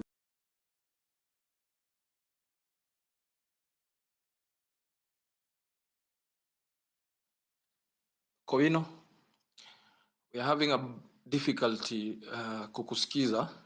KOT, can you confirm if you are hearing Kowino? No, he's breaking actually. I was about to ask you. I think I should rectify then come back. Yeah, I think drop. Okay, nice. Kowino, you can come back and finish. Just KOT reaction on what Ayo and Kowino, because I think those are two points that are very similar. And this is a question I'm also throwing to other Kenyans. Yeah, there is nobody who is here and has the monopoly of all. But we are here. We all agree that Ruto is the problem, isn't it? We all agree that Ruto is the problem. Now, where our departure comes is how do we handle Ruto from where we are? How do we handle Ruto? Now, and KOT will allow me to talk this. We have 3 arms of government in this country. We have the judiciary, and I'm not done playing the judiciary. See how the executive currently is tossing with the judiciary. And as I talk about the judiciary, I will also talk briefly about the IBC as I combine the two. The current problems that we are facing, and whether you will classify this as ranting, as anything, mimi sijui. Because mimi, I've said time and again, I will believe in the street, and I will be on the street, and I believe Ruto will be removed in the street. That will be my stand, na mimi hapo sitatoka. For those who believe that Ruto will come out of power through the ballot and through these other things, fine, well and good. Wacha hao wafanye hiyo pa. But I wish to remind you that it is the same judiciary with the 7 bench that finally handed this administration to us. The petitioners walikuwa pale ni wenye sahi wako kwa serikali. For me, I find myself in a situation where we have nothing. Huyu jamaa vile ni mtu amejipanga. Ni mtu amejipanga na institution zote. The way you are seeing the police act out of impunity. Na yule mwenye anaona yeye, and this one I'm calling out my brothers who have taken the initiative of retreating. I know it is emotionally draining for you. Mpaka inafika, and the experts on psychology can tell that unaweza kuwa drained. But I wish to remind you that, and I'm not telling you to buy that. The main aim of this administration is that you being emotionally drained, ufike mahali mpaka tuanze kuimba hiyo wimbo, huyu jamaa tunaweza fika tu mahali tukadeal na yeye in such a period. I support whatever you guys are doing, and we said kila mtu afanye part yake. Those of us who believe in the street, let us continue in the street. Hata kama leo tungeenda tujipate watu 70, we would have made a point. And there's a reason why we are receiving this news on this particular time, day, na leo and this hour. It is nothing else. That is the system, and that's how it works. It is just meant to throw to you fear and all those things. So, respectfully, for those who have chosen another path, fine and good, but we are agreeing at a point, we all agree that Ruto is the problem and Ruto must go. How that one is actualized and comes to pass is up for debate. And thank you. And for that reason, that was just on a lighter note and just trying to, mimi kitu na believe to go on the same boat. So how we arrive, it's okay. I'll give the mic to the real Joe. And real Joe tried to be a bit, also give other Kenyans as you react to Bob's issue. Kindly 3 minutes for you. And today be punctual. Tafadhali. Thank you very much, Rasji, for the mic.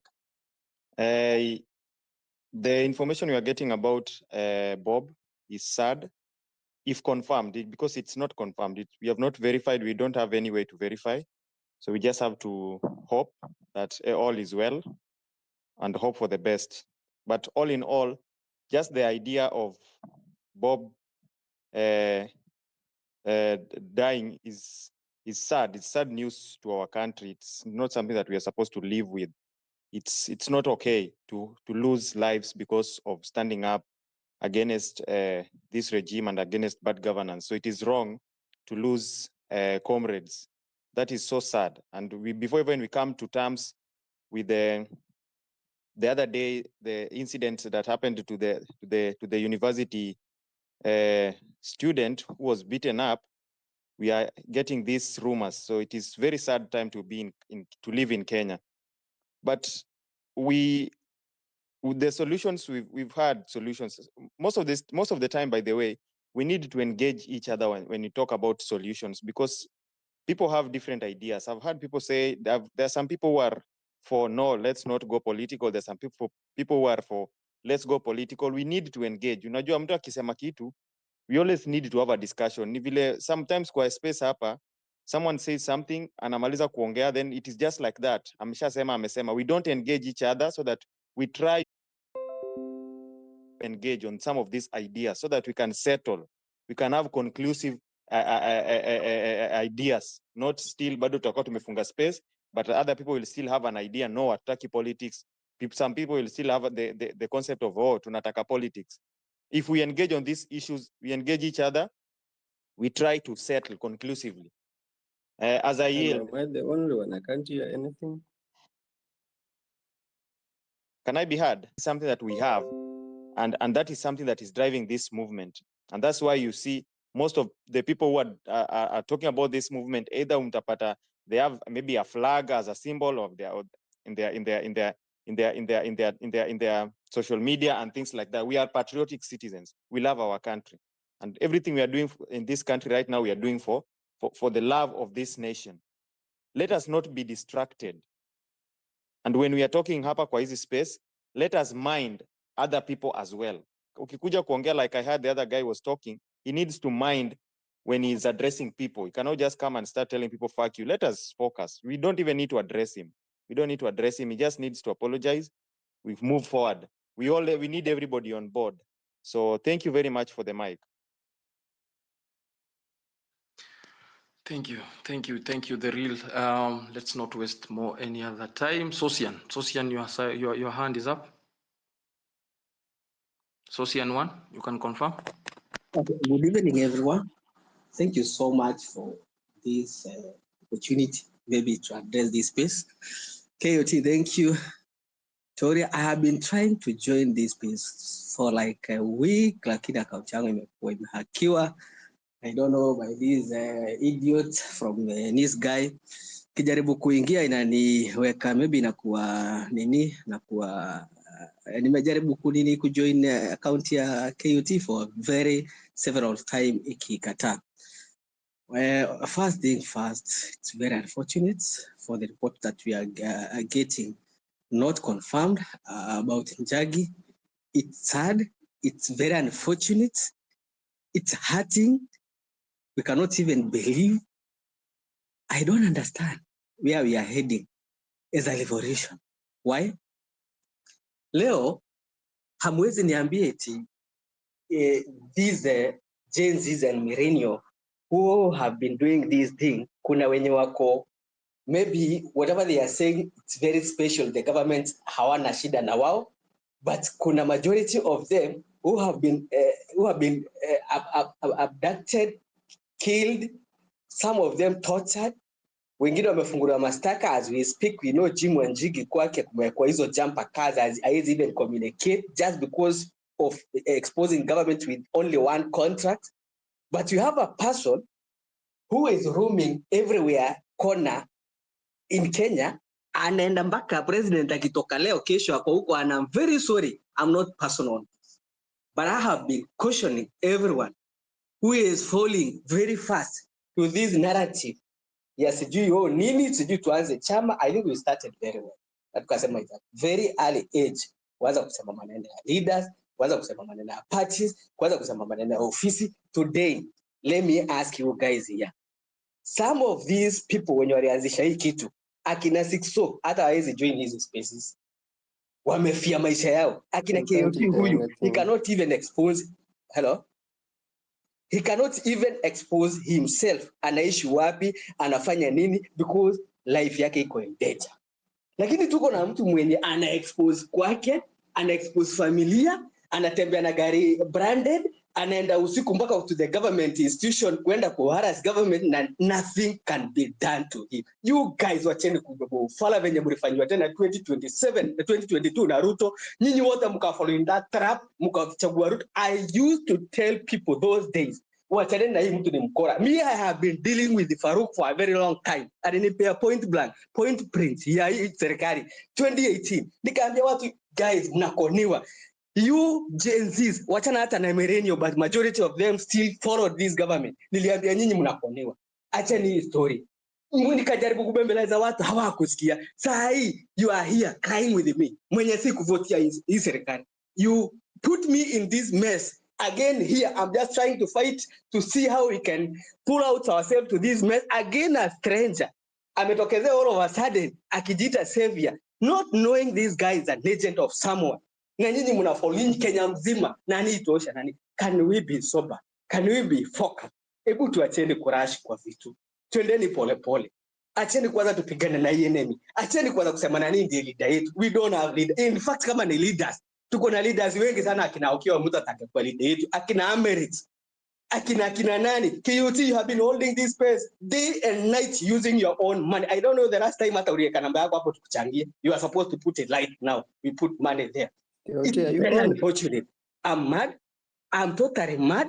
But let me rest kwa sababu tuko wengi, and I need everybody to give some suggestion about the whole thing. But guys, tunakoniwa. Can you focus kindly? Thank you so much. You have a good evening. Thank you, Sosian. I think KOT had something to say. KOT. Me, I don't have anything to say, man. Honestly. Mimi sina kitu ya ku. Just a minute. Just mute your mic because I'm using two phones. and when you open the mic nitasikika kwa hii simu ingine hapa because I want to keep the space going bila kudrop. So you guys know mbona nimehost hii space. We are talking about Bob Njagi and the Kitengela 3 and any other guy mwenye amekuwa abducted. Probably tunaweza kuwa tumjui.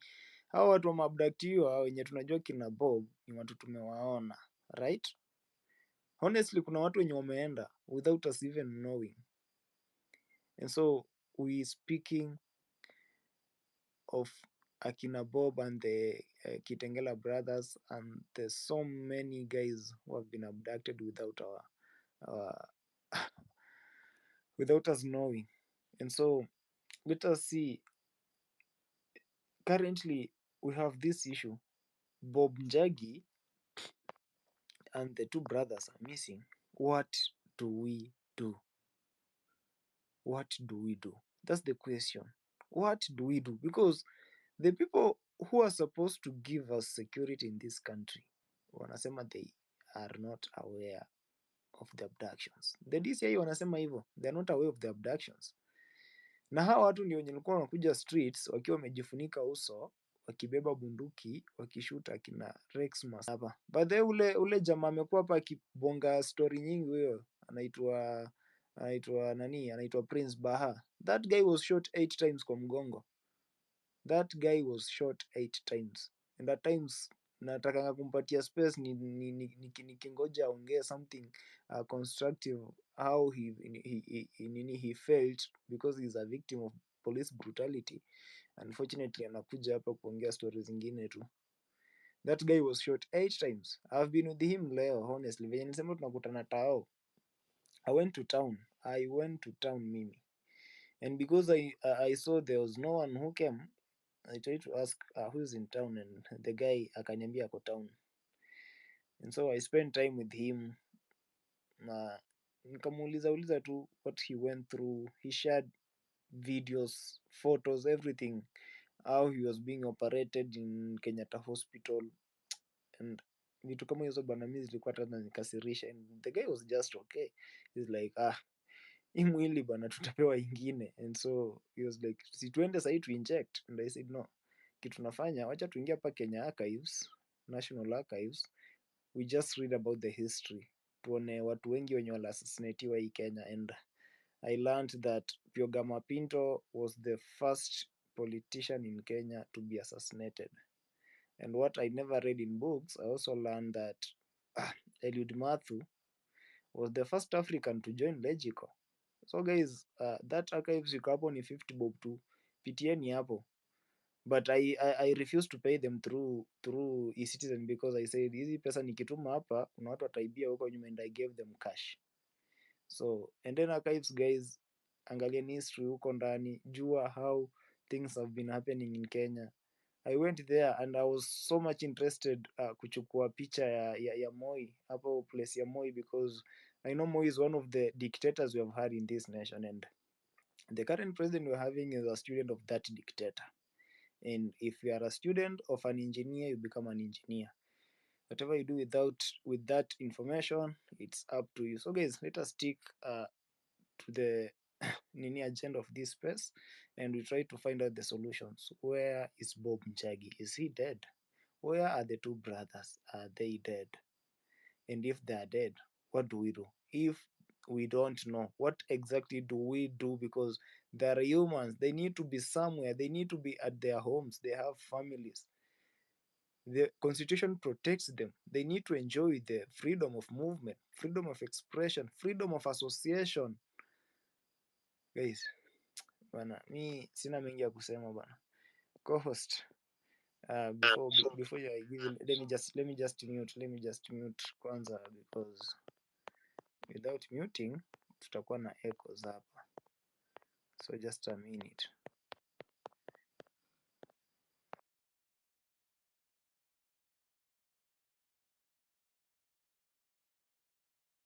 Proceed. Okay, thank you, KOT. Thank you so much. Let us encourage you. It's our prayer that you don't drop, you don't get drained emotionally to finally drop. keep fighting. We need to keep fighting. If we drop out of the race, if we give up, then they will have simply won. So keep up, and thank you for visiting archives. Talking of archives, archive is where the Tomboya statue is. It has a lot of history, and I can see in the speaker panel we have Tomboya here. And Tomboya was one of the greatest fighters of our republic. He fought for the workers. It's not like the current crop of union leaders. I think yesterday we talked about union leaders, yeah. But Tomboya advocated for the unions, yeah, and he fought well. And unfortunately, in the same manner that people are disappearing and being killed, Tomboya paid the price. So Tomboya, it is not that Tomboya, but I think there is somebody called Tomboya. Can you speak to us, please?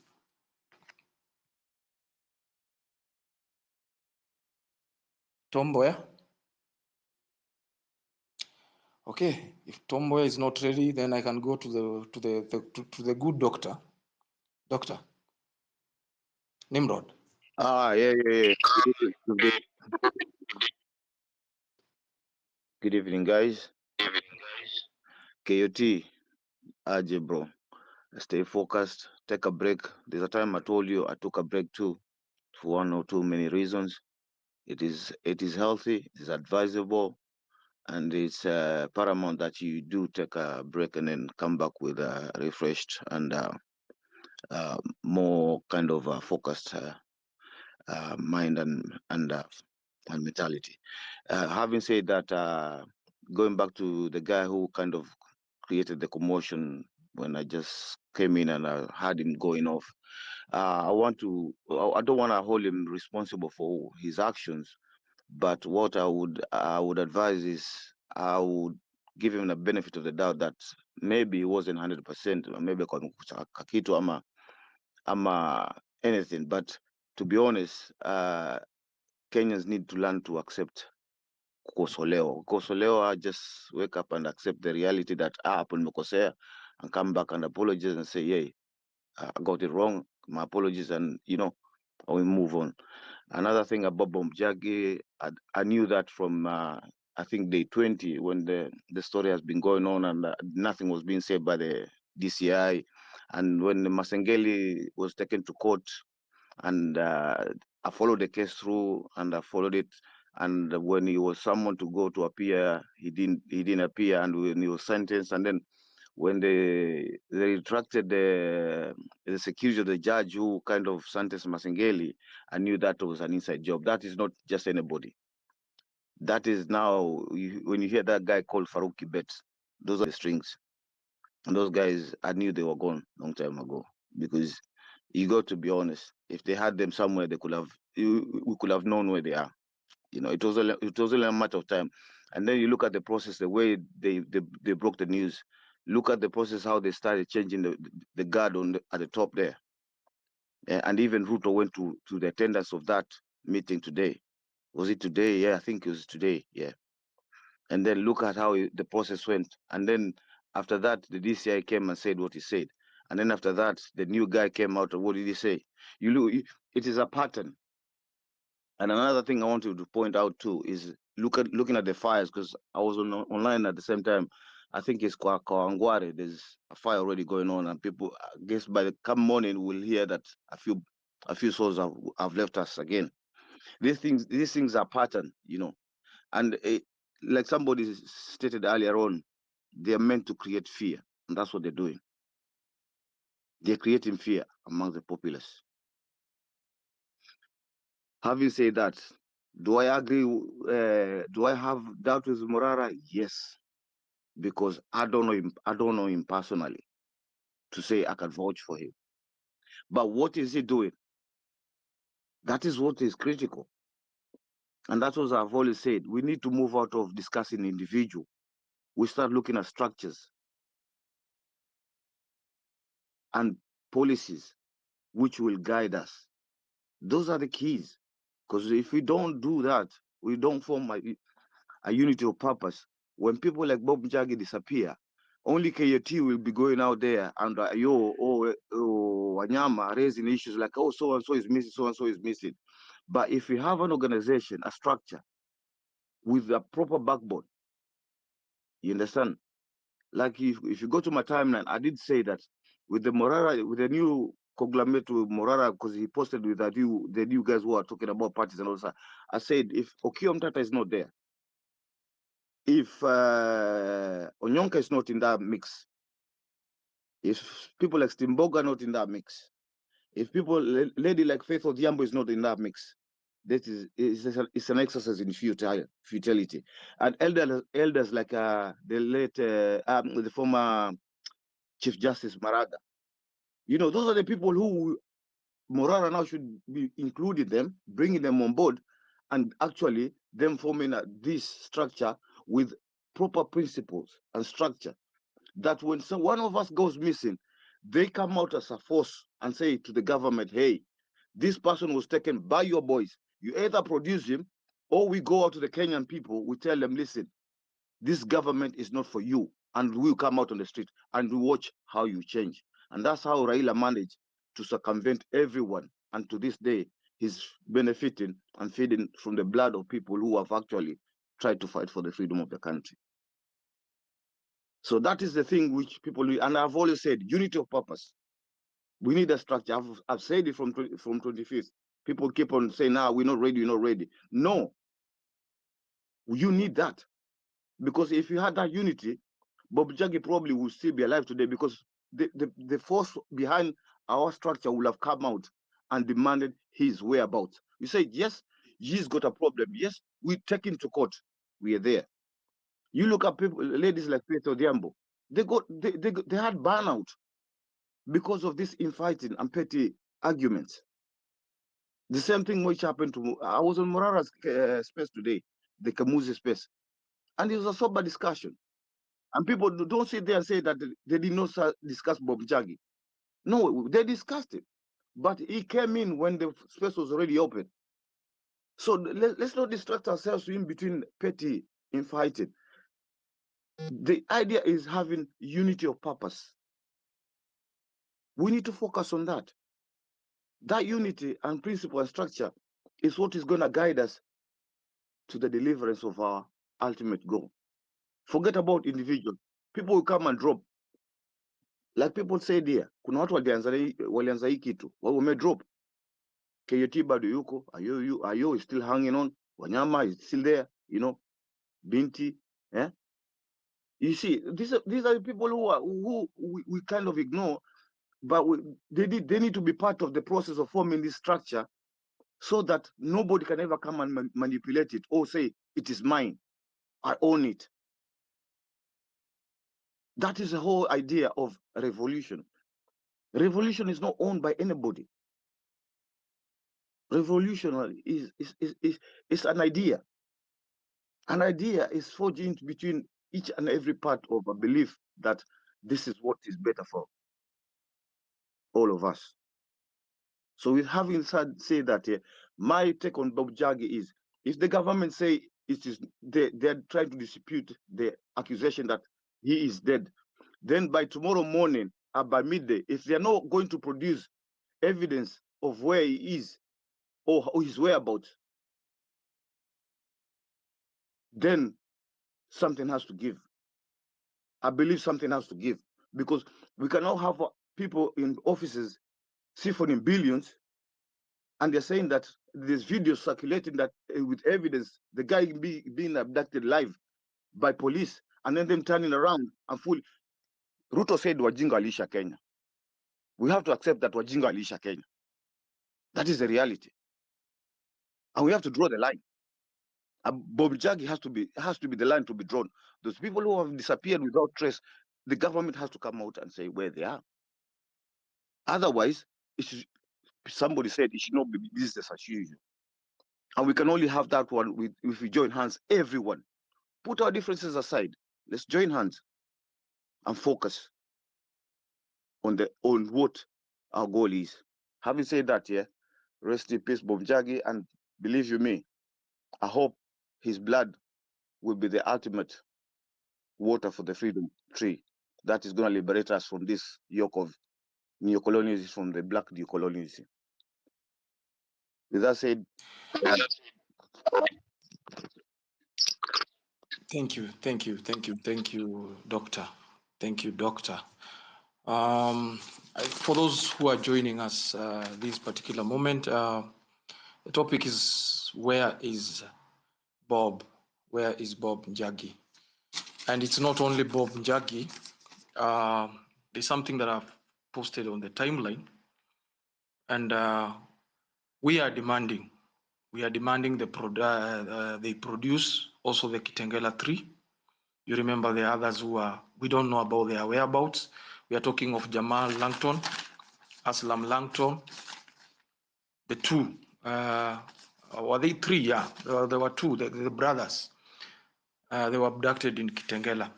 Hatujawasikia. And we keep saying that the moment we become silent on these issues, and let us stop giving William Ruto something ile ya kusahau. Kenyans, I don't know, ni kitu ametuzoea, realize we speak, we forget, we move on quickly. And this is what is hurting our nation. They do things knowing very well that the next minute tutaongea tusahau. Kware happened, we talked, tukasahau. They came for other things, it happened, tukasahau. Under Russia it happened, they talked, ikasahau. Those things. Why are these people taking? Unaelewa? Wanajua sisi ni watu wa kuongea tu? Come on. Let us not surrender the nation to these people. Come on. Now, Wanjira, since we wanted to hear from a lady, let me give my good sister Wanjira the mic. Take it, please. Carry on. Good evening, Ras G. Good evening. Sorry, is that an echo? Okay, I hope you can all hear me. My name is Wanjira, and allow me for a minute to conscientize this conversation, because I can see two varying extremes on X right now. One extreme is, where is Bob Njagi, and he needs to be found ASAP. And then there's another extreme, which is, why is the sudden news of the death of Bob Njagi triggering us in this way? Where were you guys the last 30 days when he's been missing? And I want to say that there's a senselessness in the deaths happening in this country that we have been completely numbed. It's like it doesn't, it's not landing anymore. The news of these deaths are not landing anymore. Was it Juicy or yesterday we saw a boy being, surrounded by 4 officers, nearly being killed, and those officers had every intention of killing that boy from the school in Rongai, and it's not really landing for some reason. We are incensed by the possible likely death of Bob Njagi, and someone has the audacity to ask us why the death of Bob Njagi, because I've seen Hanifa asking us that, right? That why the death of Bob Njagi is what should push us off the ledge into the streets. And I ask, because Bob Njagi could be you, could be me. Bob Njagi has left behind, if he's dead, has left behind a 5-day-old son. It could have been anybody. And if they've taken Bob Njagi, and I think I've heard KOT say this correctly, they'll pick us out, all of us, one by one, until the voice of dissent in this country dies. And those of us that are not going to be found are either going to be cowered into moving the way it happens in many countries when people move away in exile to avoid being killed, and there'll be nobody to question this government. So why shouldn't the death of Bob Njagi really push us off the ledge into the streets? Why shouldn't what happened to that student be the beginning of the end for this regime? Because for some reason I feel like our skins have become too tough. We're not feeling it anymore. And that is what, for example, Hanifa and other people that would dare ask us questions like that would want us to feel like we are wrong for feeling incensed. We are wrong for being emotional. We are wrong for going crazy, because we should be going batshit crazy about what has happened to Bob. We saw him in the full glare of Kenyan citizens being hauled out of a bus, under accusations that he's an armed robber. And you can hear citizens say in the background that no, this is not an armed robber, ni mtutu wa maandamano. So so Bob Njagi could be me, mtu wa maandamano, could be Kowino, mtu wa maandamano, could be Kioti, mtu wa maandamano, could be my good friend Steve, wakili Steve Mbugu. I can see he's here. We were arrested together, mtu mwingine wa maandamano. It could be any one of us. So while we talk about politics, whether or not to form a formation, whether or not whatever, that part of us that is being pushed to be numb, that part of us that they're trying to kill, that conscience in us that should really be pushing us off the edge, that part of us that they're trying to, I don't even know what it is, to desensitize. That is the part of us that we should hold on to dearly right now. I will say that if we do nothing else, we should not let that part of our conscience die. That part that will have us going completely wild in this country, bringing everything to a standstill until until we're given proper answers. Because this government has a sense of humor, has a crazy sense of humor. On the day it is a 1 month anniversary that I wouldn't even call it an anniversary. It is 1 month since Bob Njagi and the Longton brothers went missing. Is the day they choose to coronate the incoming IG of police, who has the audacity to tell us that they do not have Bob Njagi and the others. So where are they? On the day the citizens chose to go to the streets on Nanenane is the same day the government chose to swear in the most crooked cabinet this country has ever seen. This government has a sense of humor, a terrible sense of humor. And these are things we should be monitoring as citizens, that nothing that regards us matters anymore. I'm sorry this is taking longer than I had anticipated, but if you will take anything from what I have said tonight, that part of you that is feeling incensed about the death of Bob Njagi, hold on to that, because once that is gone, then there's nothing else that is left to separate us and Ruto's government. Literally, only our conscience is separating us from being a butcher like the president in this country. And I don't know what we expected as citizens, because that is the same man at the ICC. Literally anyone that was a witness in his case was either murdered or, suddenly disappeared, was either paid off or just suddenly disappeared or was killed. So the only thing separating us right now from Ruto is that we have a conscience, and we should hold on to that, if nothing else. Thank you for the opportunity. My sincere condolences to the wife of Bob Njagi and to his son that will grow up without a father. I have nothing to say. Have a good night. Thank you so much. Thank you so much for that wonderful and powerful submission by Wanjira. And most important, Wanjira has said something that should resonate with everybody. He has said something about the ICC witness. None survived. So for those who would want to buy fear and not fight and use other measures to counter this government, just know you are dealing with somebody who has killed and is not afraid to kill. The question we should ask ourselves as a country, why should 5% of individuals, 5% supporting one individual, be so powerful than 95% of the republic? It's a question that needs pondering, me and you. Now, my next speaker is also a lady.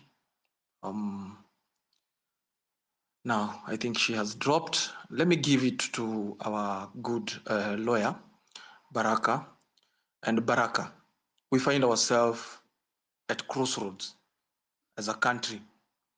And as somebody who is familiar with the law, what next? Where do we move from here?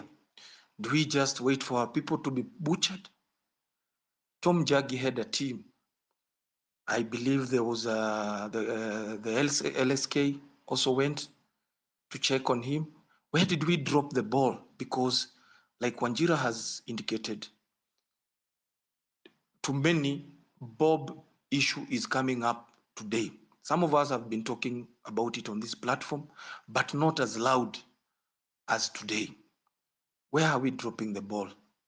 The legal mind maybe can help us.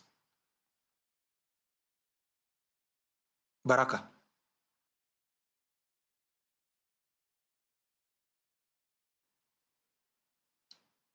Lawyer Baraka, you can hear me?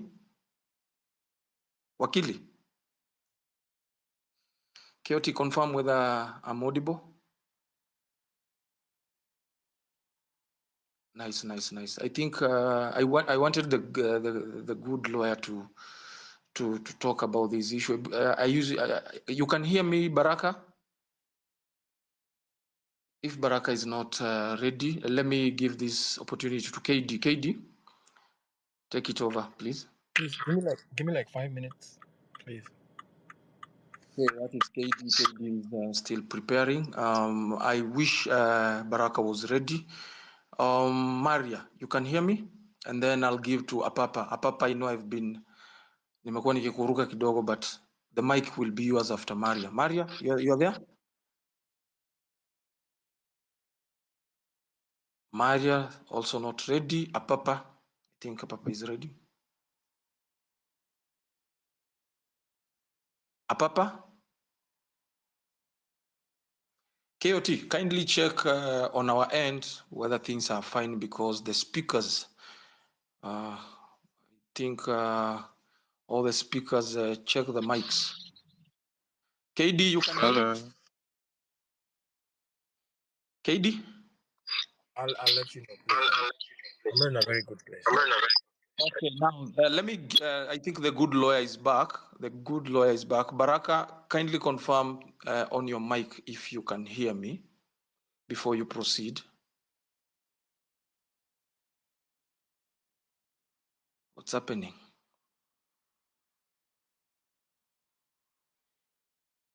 Baraka, not yet ready. Farouk,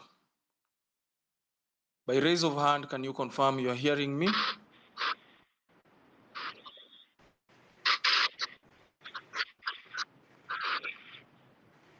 Then Farouk, can you speak? Okay. Who is on mic? Can you hear me?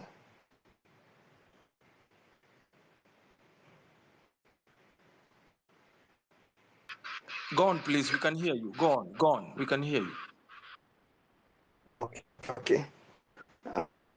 Thank you for the space and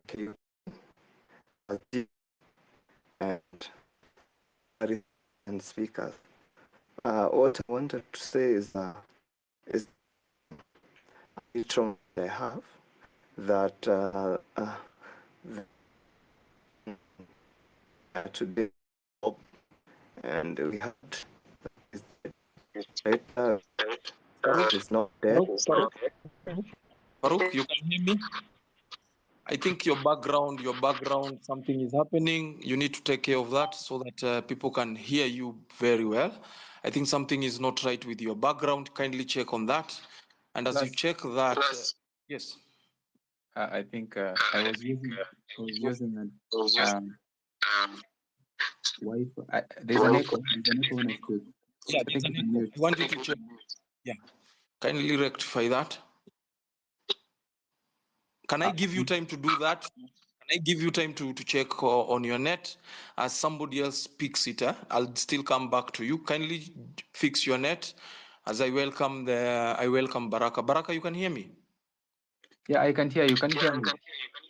Okay, thank you. Yeah, I can. Please tell us something, especially on the latest development, and I want you to bring in your thoughts, especially on the legal way forward on this matter. Yes. Thank you. Thank you for having me. I was having a conversation with Advocate Wanjira on something similar. And we had a discussion as well with Senator Okiya Omtata at his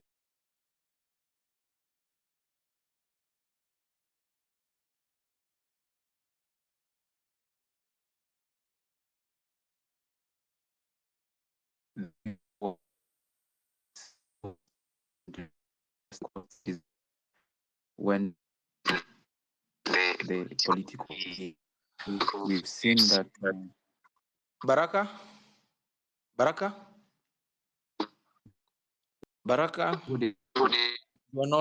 we are not hearing you. We can't get you. We can't get you properly.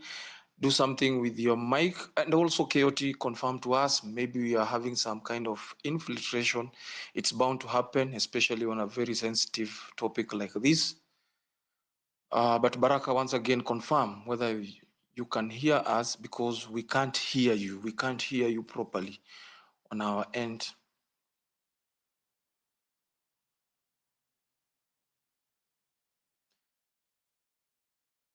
Baraka? I think the good lawyer is having some technicalities as he prepares to come back. KD, now are you ready? Yes. Okay, You take can it go away. ahead. Man, to the family, the wife, the unborn child, the mother, the father, the fellow Kenyans of this fallen patriot, Bob Njagi, may I just pray that God will be with you in these hard times and know you're not alone. You know, it's just one of the pints of blood that we have to let go so selfishly because of our own personal interests. And what is most saddening to me is the fact that this man cried for almost 30 days and nothing was done about it. We knew the truth. We knew even the persons behind everything. We know there's someone who's arrogant and very cruel towards his demise. And we just take everything so calm. I like what somebody said in a question form, like, what is wrong with us Kenyans? What is wrong with us that we just keep quiet when things happen? You know, bad things happen when good people shut up. And it's becoming more of a normal thing, just seeing people demise. I can let go of any other issue in Kenya, but not this one because I've been a victim. 17 years ago, I lost my father in a very similar way. And up to this day, we have never found the truth. So am I saying it's going to happen to Bob Njagi again? I don't know. But it's a question that no one, even the most intelligent man or woman on this world can ever give you an answer. You just wake up, you find a corpse, and that's it. And you try, go find justice, investigate, they get money, and you'll never get the answers. You know, one day you wake up and you just wish this father of yours would wake up. I mean, you would open the door and see him walking to you, and that is it. That is the end of everything. So when the child is born and when she asks the mother, where's my father? What kind of an answer will the mother give? Now, I've been very vocal on this thing. If you check on my timeline, I think I'm very, very, because I just know the pain. I can feel the pain. I've lost someone so close to me in a similar incident. And someone is breathing the normal air, living a very good, presumptuous life, you know, heavily guarded, breaking the law. You know, he has a timeline. He had a timeline to submit and produce these brothers of ours, but he just ignored. And just before the time given to him is over, when we have a new IG sworn in, we get the information that Bob Njagi is dead. What is the mood in the Longton family right now? What kind of a night do they have knowing that the three were abducted together and one is missing? What kind of an atmosphere is hovering on top of that family right now? So for me, first of all, I tend not to get so angry, because you end up just ranting and that's it. And I try to look at things from a realistic perspective. We have a new IG. Was this case given out so that he will say it's not my responsibility, or what was the reason behind it? Is he going to get in office and try to help us find the reason why Bob was killed and who was behind it, and even when he died? Because I'm not sure if Bob died yesterday or last week. We even have to demand and see the body for us to know how long ago he died. Because we've been asking for the last 30 days and nobody says nothing. And that is when we'll get to know where the justice is. I think the fear planted in us is so immense that next time it's me. You walk looking around and I don't even trust anyone anymore. We're even now fighting amongst our own selves. So it's very painful. If you guys can even feel the way I talk, I'm very emotional when it comes to death, because I've lost someone very, very close to me, and like you speak to him today and then the next day you're like, wait, what? You go see the cops and you slap him to wake up because you just can't believe it, and he's gone. He's gone. He's no more. There's no time frame for you to like sensitize and set your mind straight emotionally to get to prepare yourself and put yourself in a certain space, and bam, the guy is normal. So if somebody ask me, first of all, we have to make sure Masengeli takes action or tells us the truth.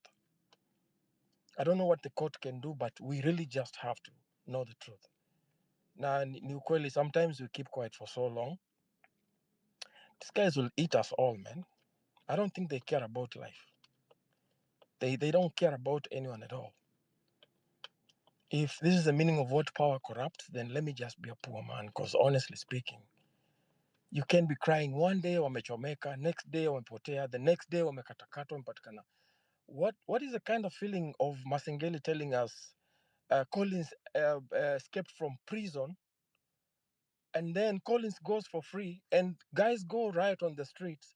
You go and find them even under their beds, and they disappear for 30 days, and innocent people, while the guilty walk free.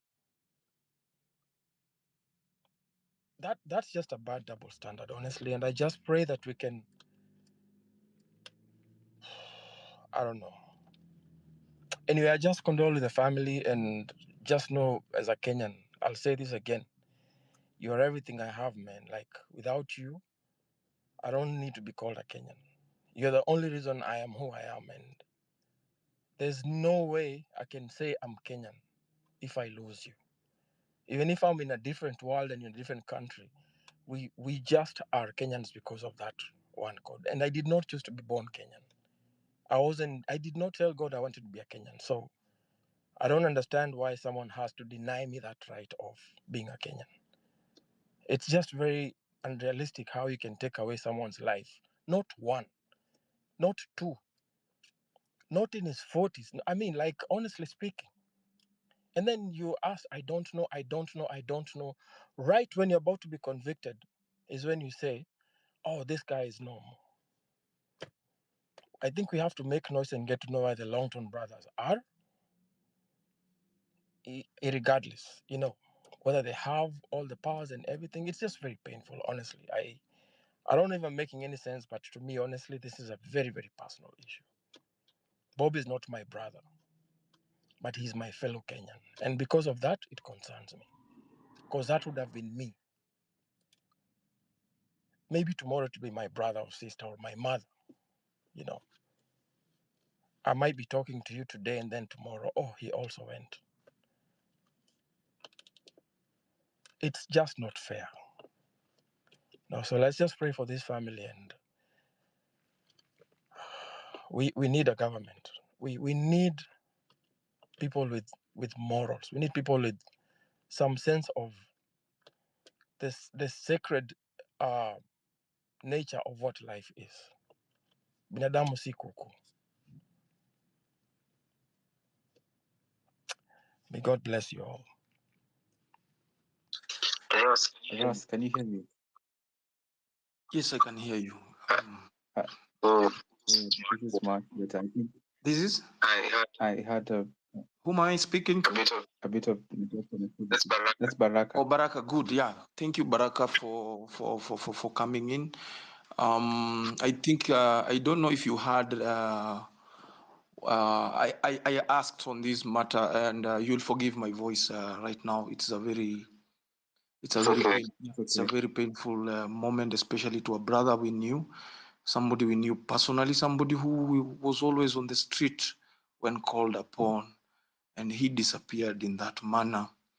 And my question this evening to you, because you're in the legal field, what next? Where do we move from him here? Is it becoming a business as usual? Is it a trend? Is it something that Kenyans are going to accept as a way of life? We have a constitution in this country that protects life. What next, Wakili? Kindly help us. The thing is, what next is us rising up. I think I have been talking about it for quite some time. That is what Bob was working on with us at the National Coordination Committee for the People's Assembly. When we met on Monday, somebody pointed out that where we were seated, he was seated there, and he was one of the first conveners of the movement, the likes of Buka, the people who were bringing water to the streets. And you saw what happened with Buka being harassed and his house being raided. The government doesn't want people who want to rouse the masses to the injustices to continue. And that was what Bob Njagi was very good at.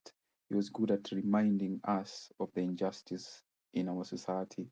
He reminded the people of Kitengela, and you saw it in the TV, on the TV screens, how the people in Kitengela came out in large numbers during the protests.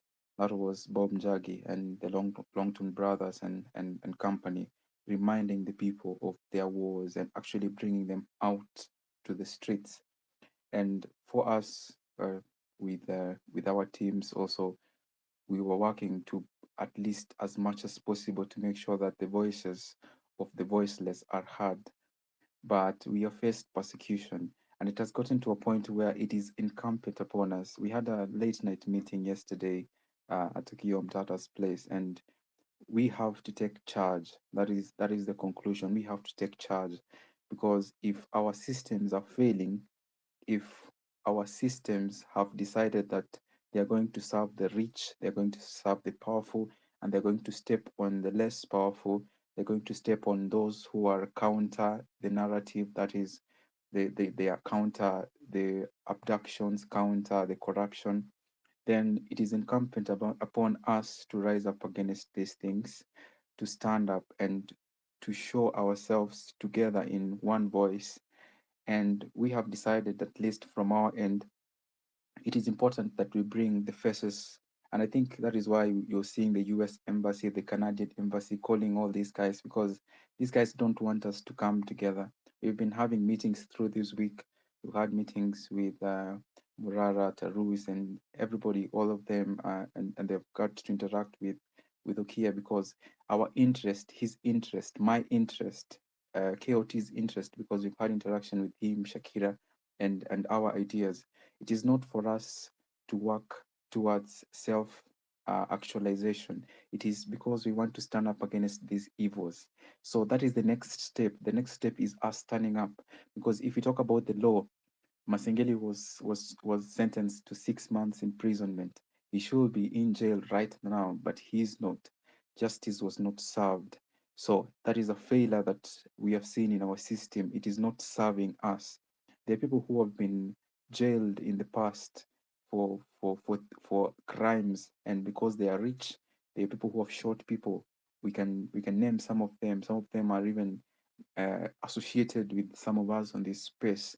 You know, they have shot people, but justice has not been served. This is the reason why we are here in the first place. It is because we have always let these things go.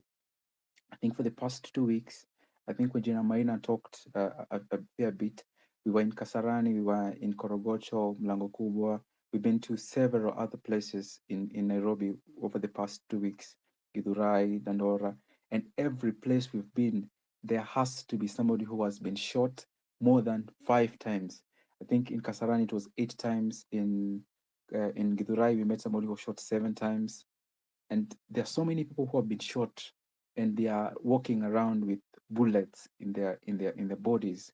And something we're even noticing is people in the civil society groups, they are sort of even collaborating with the state to make sure that this information doesn't get out there. So it is incumbent upon us to stand up and to start taking initiative to catalog these cases, to ensure that we make a pact among ourselves to make sure uh, these people are going to be jailed.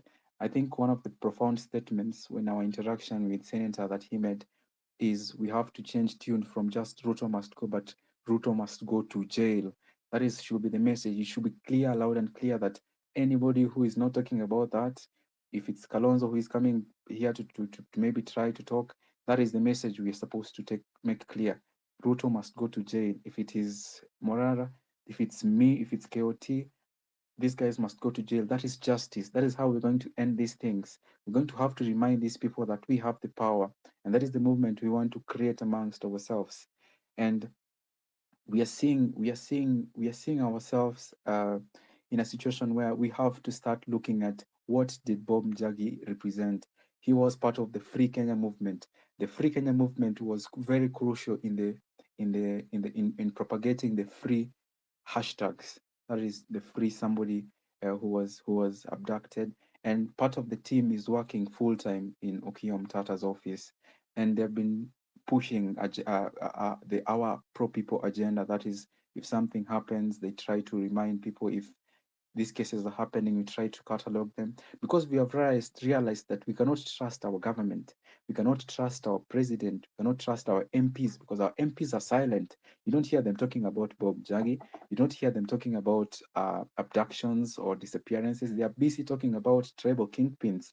They're busy talking about, you know, funny businesses like a huge chairmanship of Raila, which is not benefiting me, it's not benefiting you, it's just benefiting a few select individuals.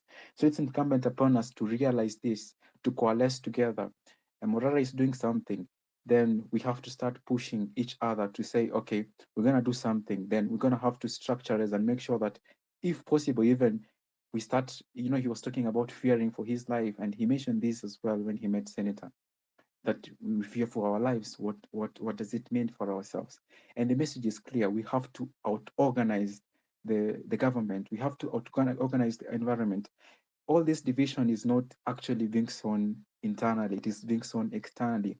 We've seen the Canadian embassy approaching the likes of Morara, Tarus, uh, approaching so many people today. The U.S. embassy is approaching Willie, is approaching what's her name, Hanifa. They want to scuttle us. That is their agenda, and that has played a key role in some of the influences being paid by these foreigners, which is something most of us may not be aware of. But there is a hand of the foreigners in what is happening in our country, and for them, they are protecting the interest of their puppet, that is William Samoei Ruto, and they've been summoning some of these people. You've heard people say Kasmuel has been to these embassies. You've heard people talk about these guys going to the embassy, and they have not, you know, uh, maybe disclosed this information publicly. But it is what is happening, and we need to be aware that we're not just fighting against Ruto. We are fighting against a bigger enemy,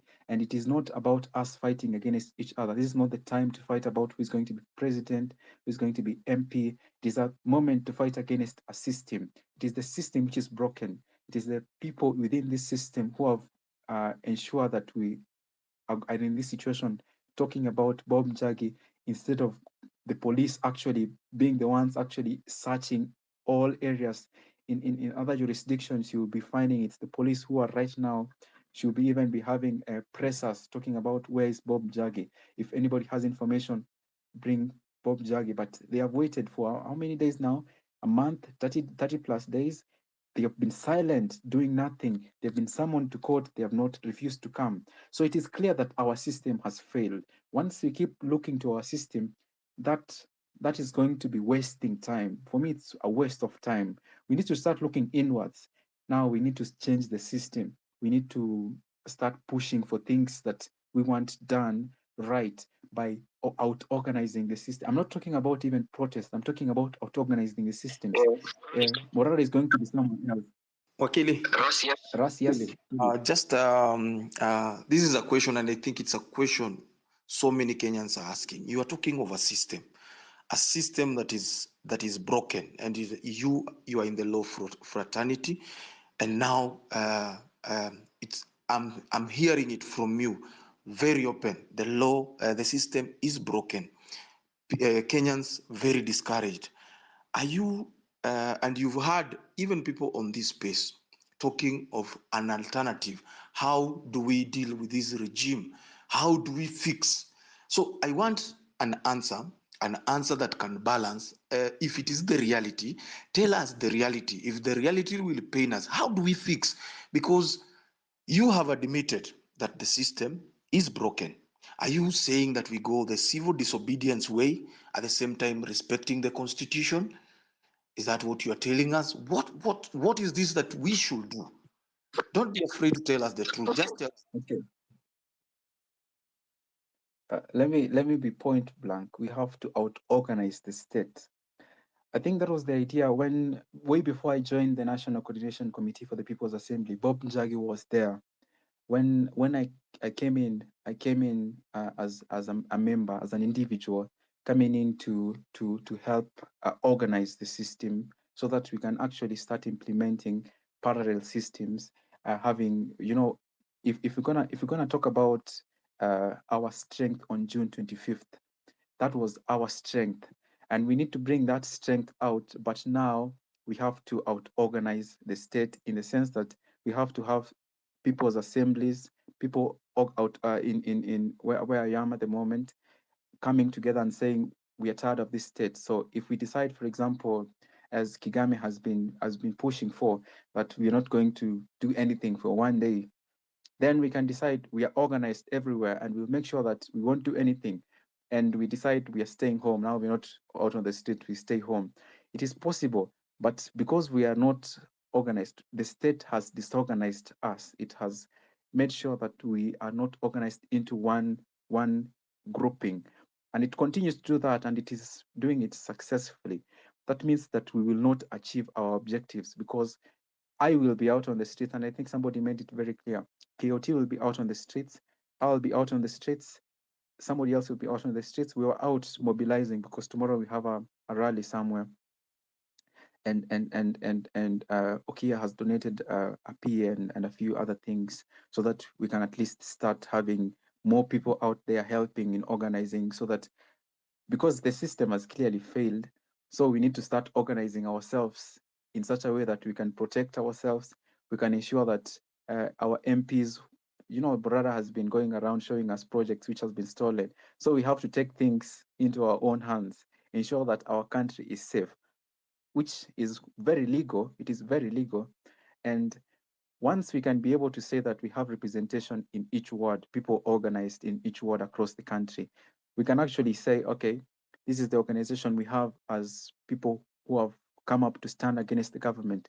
We're not talking about Okia becoming our leader. We're not talking about KOT becoming our leader. We're talking about taking down this system in a structured manner. So if we want to push for something, we can say, I remember back at the finance bill, we pushed these MPs to drop this finance bill.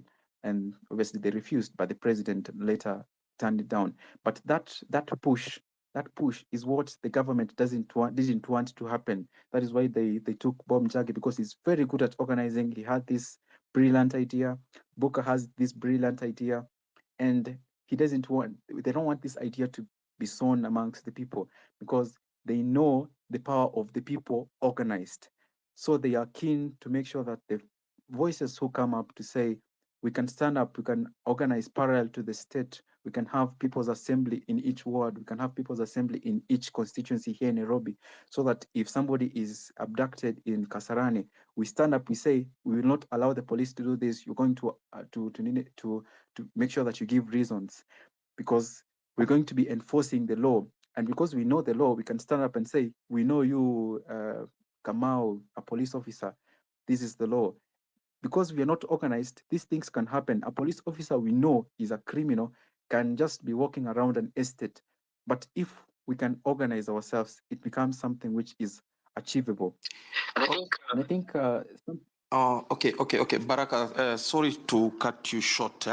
I want you to hold that thought. Hold that thought, because I know so many questions will be coming in. I want you to hold that thought for a moment. And I'm also joined by Kenya. My co-host is on the panel. And just before Kenya speaks, because I want you to ask Wakili as many questions as you can, because we need to know, where are we moving from here? Are we just accepting as, is it a way of life? Tutakuwa tunamalizwa tu and then tunafanya mazishi na tunaendelea hivyo. That's why we wanted Wakili to balance for us our next course of action. Unaona? So for those who have a question, the balancing between the law, because the law of the land that we are supposed to, that is supposed to guide us, has been disregarded by the same administration that is ruling us. So our end, on our end as a wananchi, what next? And this time, let me give this opportunity to Lee. Lee, your hand is up, and if you have a question regarding on what Wakili has said, kindly answer. Yes, hello. Yes, go on.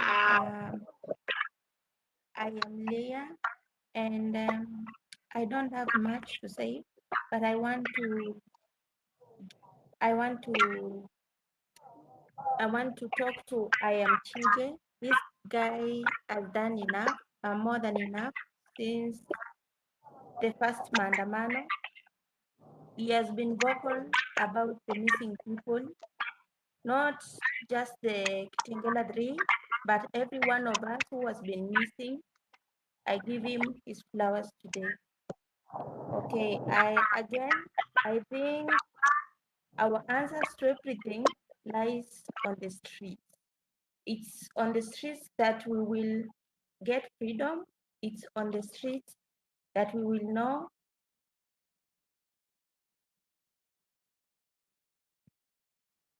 Lee, are you still there? Yes. Kindly finish. Okay. It's on the streets that we will find our answers to everything. And again, those who are around and giving civic education, please add on this to your points before giving to the people of Kenya, that they shouldn't allow anyone to be abducted on their site. Many are afraid, saying that it's we can't fight the government, but they should be vocal, not vocal, but they should act. Thank you. Ruto must go. Thank you so much. Thank you so much for that, and thank you for being very brief for other Kenyans to speak. And then this to a man that today we were with in the streets today, and I'm glad he was there. Otero has been on the streets, and Otero, do you have any question, especially? I think the little talk that we had on going for civil disobedience and all that, the way umesikia wakili ameconfirm, disorganizing the systems and all that. What is your take on that, Otero?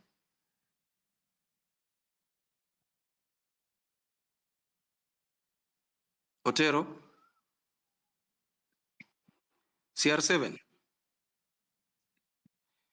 KOT confirm on my end whether we are audible. KOT? KOT seems to be...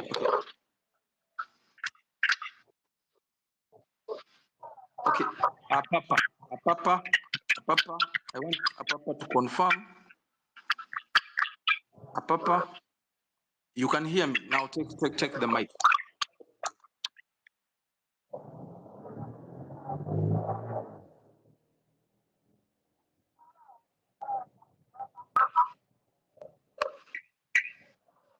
Apapa, I'll be calling you 1, 2, 3, and then I'll drop. Apapa. Okay, KOT kindly confirm whether these mics, whether it's our end or who is speaking? Who is speaking? Oh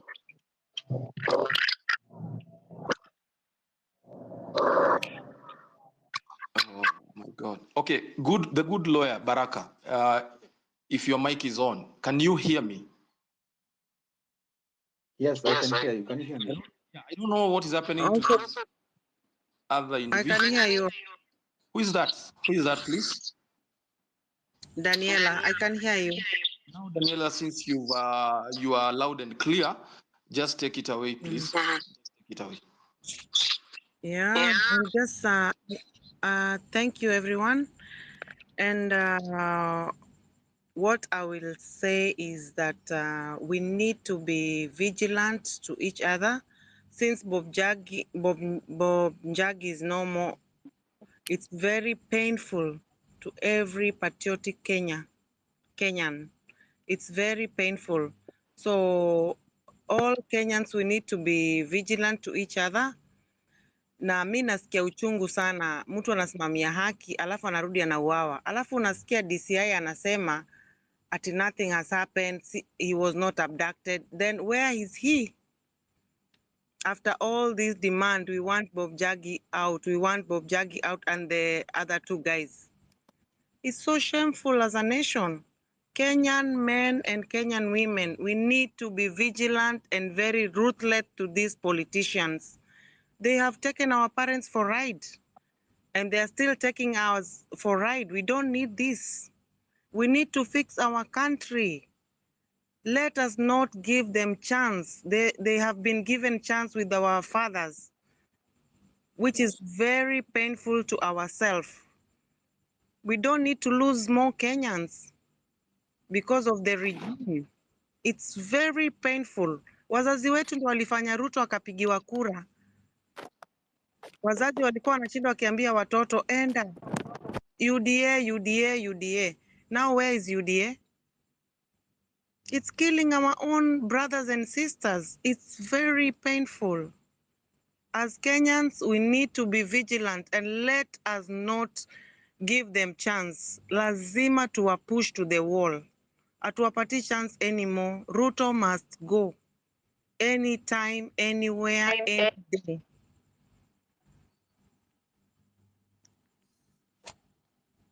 Can I, Rose, can you allow me to speak on something? Okay, it's Baraka. It's Baraka. Yes, yeah, it's Baraka. Okay. Just hearing from Wamvilo Wamenge, can you have a response on that? Daniela is very emotional. Yes. Let me. I think you can mute. Anybody else with a mic? Kindly, everybody, mwenye mic yake bado iko on, kindly mute. Mute your mics. Daniela, if it is your mic, kindly mute. Anybody that has a mic that is on, kindly mute. Mine is on. Yeah. Let's get some order. There's one mic that is still on. I don't know which one is that. Baraka, go on. Yeah. So I love that we have come to the understanding that Ruto must go. And for me, I spent a large part of my time after Nane reaching out to many people and sitting and drafting. I think I haven't done anything other than just work towards ensuring that we achieve Ruto must go in the past month and more than a month actually now. And that has got me an opportunity to work with Senator. I got me an opportunity to work with Caswell. I've had opportunity to visit so many counties and meet so many youth. Been to Meru, I've been to Wasingishu, Bungoma. I've had opportunity to be in a large part of Nairobi, and it is clear that people are fed up of this government. People are fed up of the killings. People are fed up of this senselessness. It is clear we are fed up with everything else. And I had an opportunity to interact with friends of Bob Njagi, that is the Free Kenya movement. I got an opportunity to interact with them and to visit the slums, visit where some of the people were murdered and they lay dead and they will dramatize this. I had an opportunity to watch a play by those who were actually in the protests. People who were in the protests, they dramatized that. And I I think from where I'm seated, talking is not enough.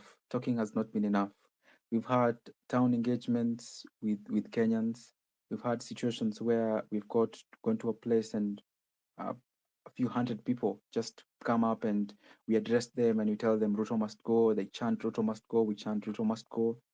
We've been to Kasarani Social Justice Center. So many people coming on board, old men, old women coming on board to spaces which you can say that they are young people spaces and saying, Ruto must go. We've been to a place where they plant trees for everybody who has been killed, and there's so many trees, and a mother goes to the tree and says that this is my son. He was killed by the police, and the mother was raped, and she's telling us that this is the only thing that keeps me going. I just come here to relax. And the mother smokes bang, and the child used to smoke bang, but the mother just comes there, sits and smokes as well. And she never thought she would be in that position. It's crazy times. And it is quite important that as we are talking as intellectuals, quote unquote, in these spaces, that we have to remember that we have a role to play in changing our country. We have a role to play in out organizing the state, in organizing ourselves into groupings wherever we are, and in showing solidarity with those who have been murdered, in standing up, just organize a bunch of people, do a placard, do something, and get out, film it, get it on social media, have that tweet. Don't behave as if nothing is happening. Things are bad. Bob Njagi is missing. And obviously, right now, we're asking ourselves, is Bob Njagi dead? But there's so many people who have died. I went to the morgue. There are tens of people who are still sitting on the morgue unidentified. And we sit around here, and sometimes I see people talking about, this thing has failed, fighting about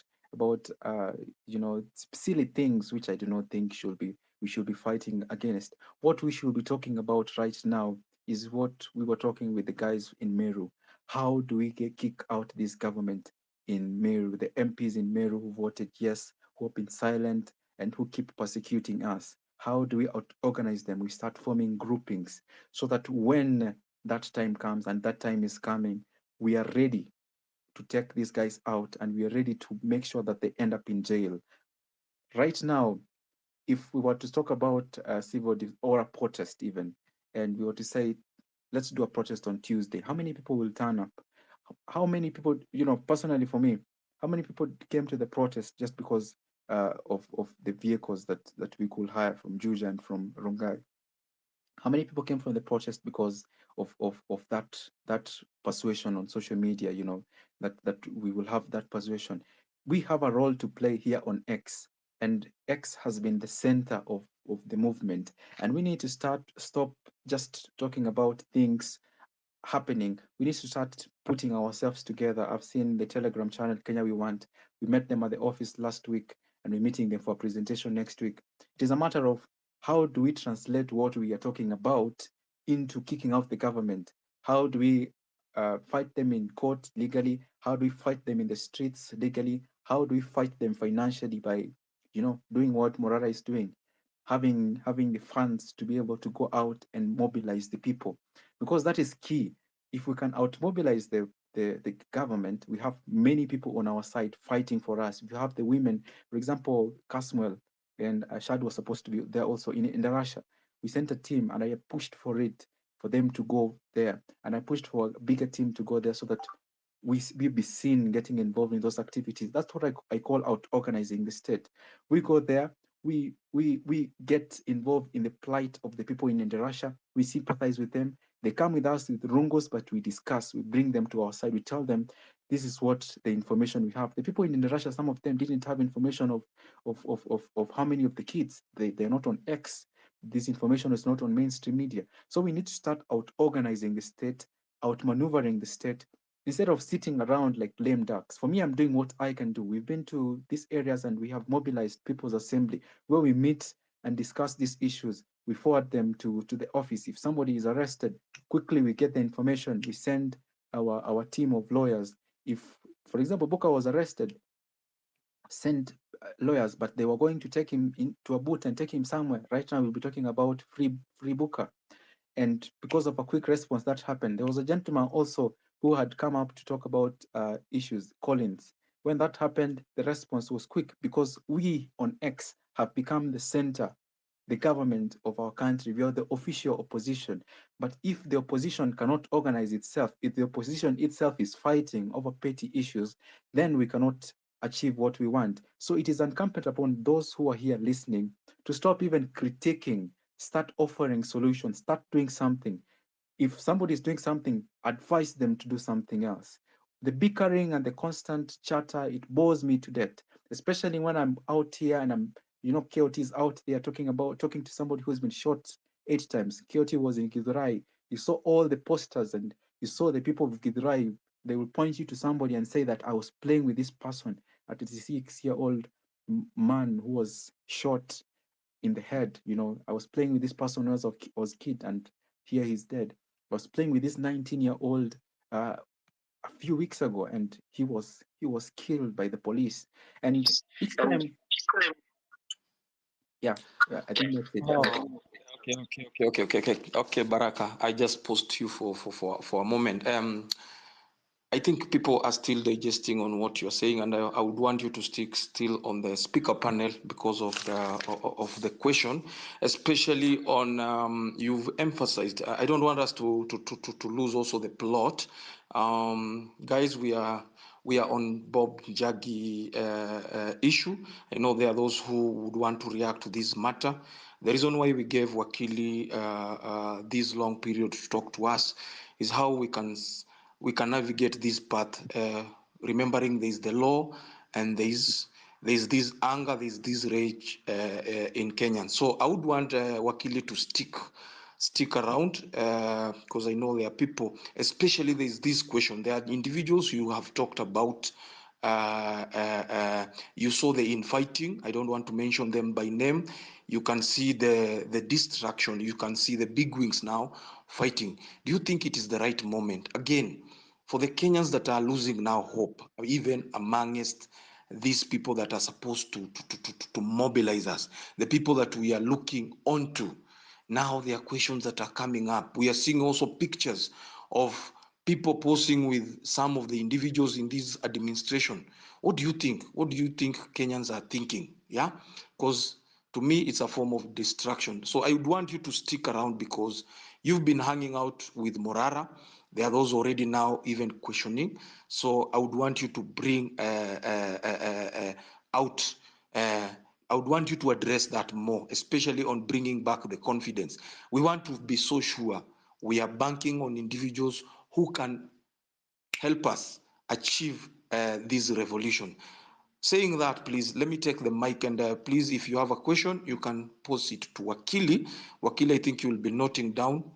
I want to give Otero. Otero, I will be calling you twice. If you don't get to respond, then I'll have to drop you. Otero? Otero, are you there? Not yet. MC, you've been here for long. You can hear me? For those guys requesting the mic, kindly, please, if you are requesting the mic, I'll have to. David, are you there? Hello. Can you confirm if you can hear me? That is David. Empty. Yeah. Ni nani? Okay, go on. Please, just take 2 minutes. 2 minutes, please. 2 minutes. Be very punctual, please. Thank you, actually. First point, thanks for hosting the space, actually. Lots are going on. And as you can see, cheki, history na abduction bana. They are taking away people na tunaona. We should be our defenders. No one is caring about us. No one should be abducted in our sight. Msee asichukuliwe tukiwa tunaona. It shouldn't be that way, walai. We should end these things. Alafu, to anyone who feels like he's far from this, and you've ever been part of this movement, hao watu watatutrace down mpaka kwa ground, one by one.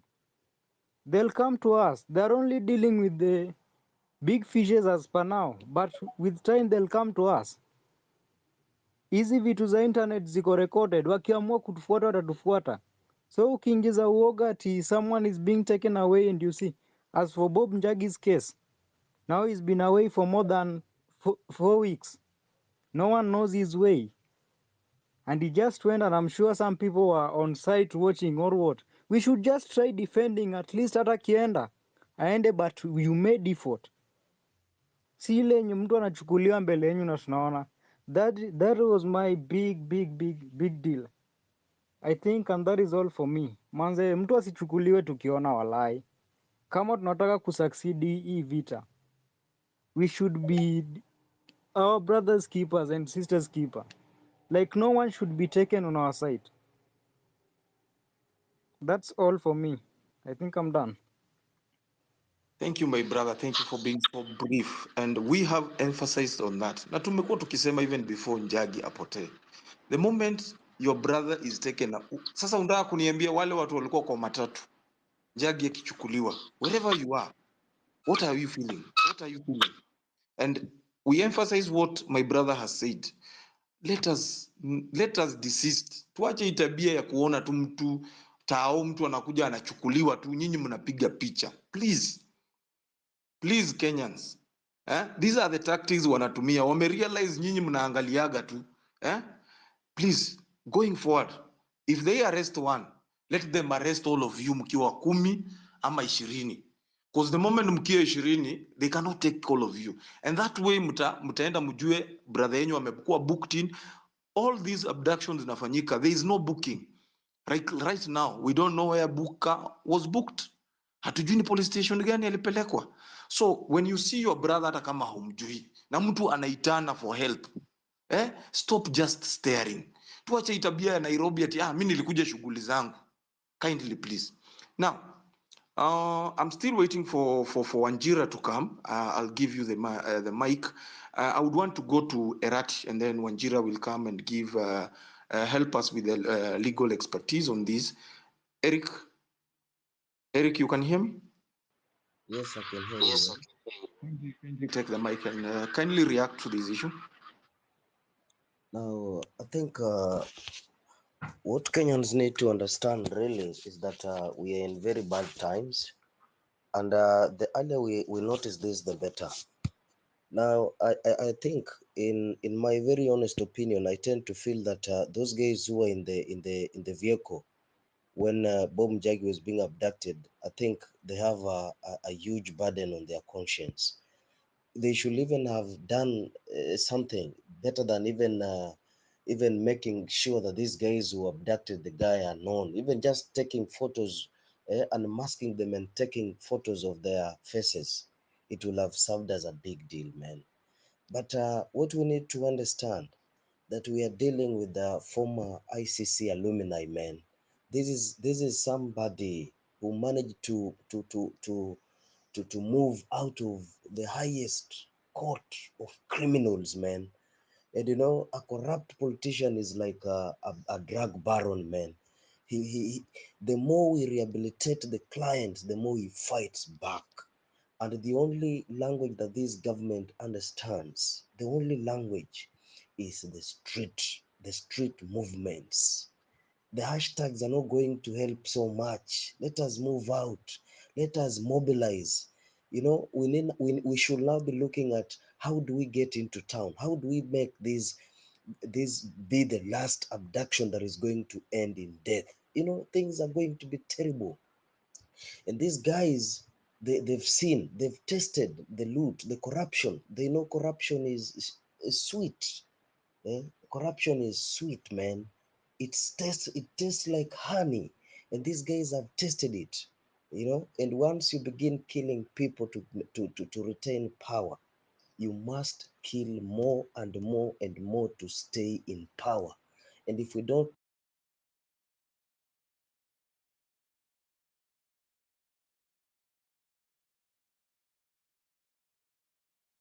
Where has my brother gone? Are you still there, Eric?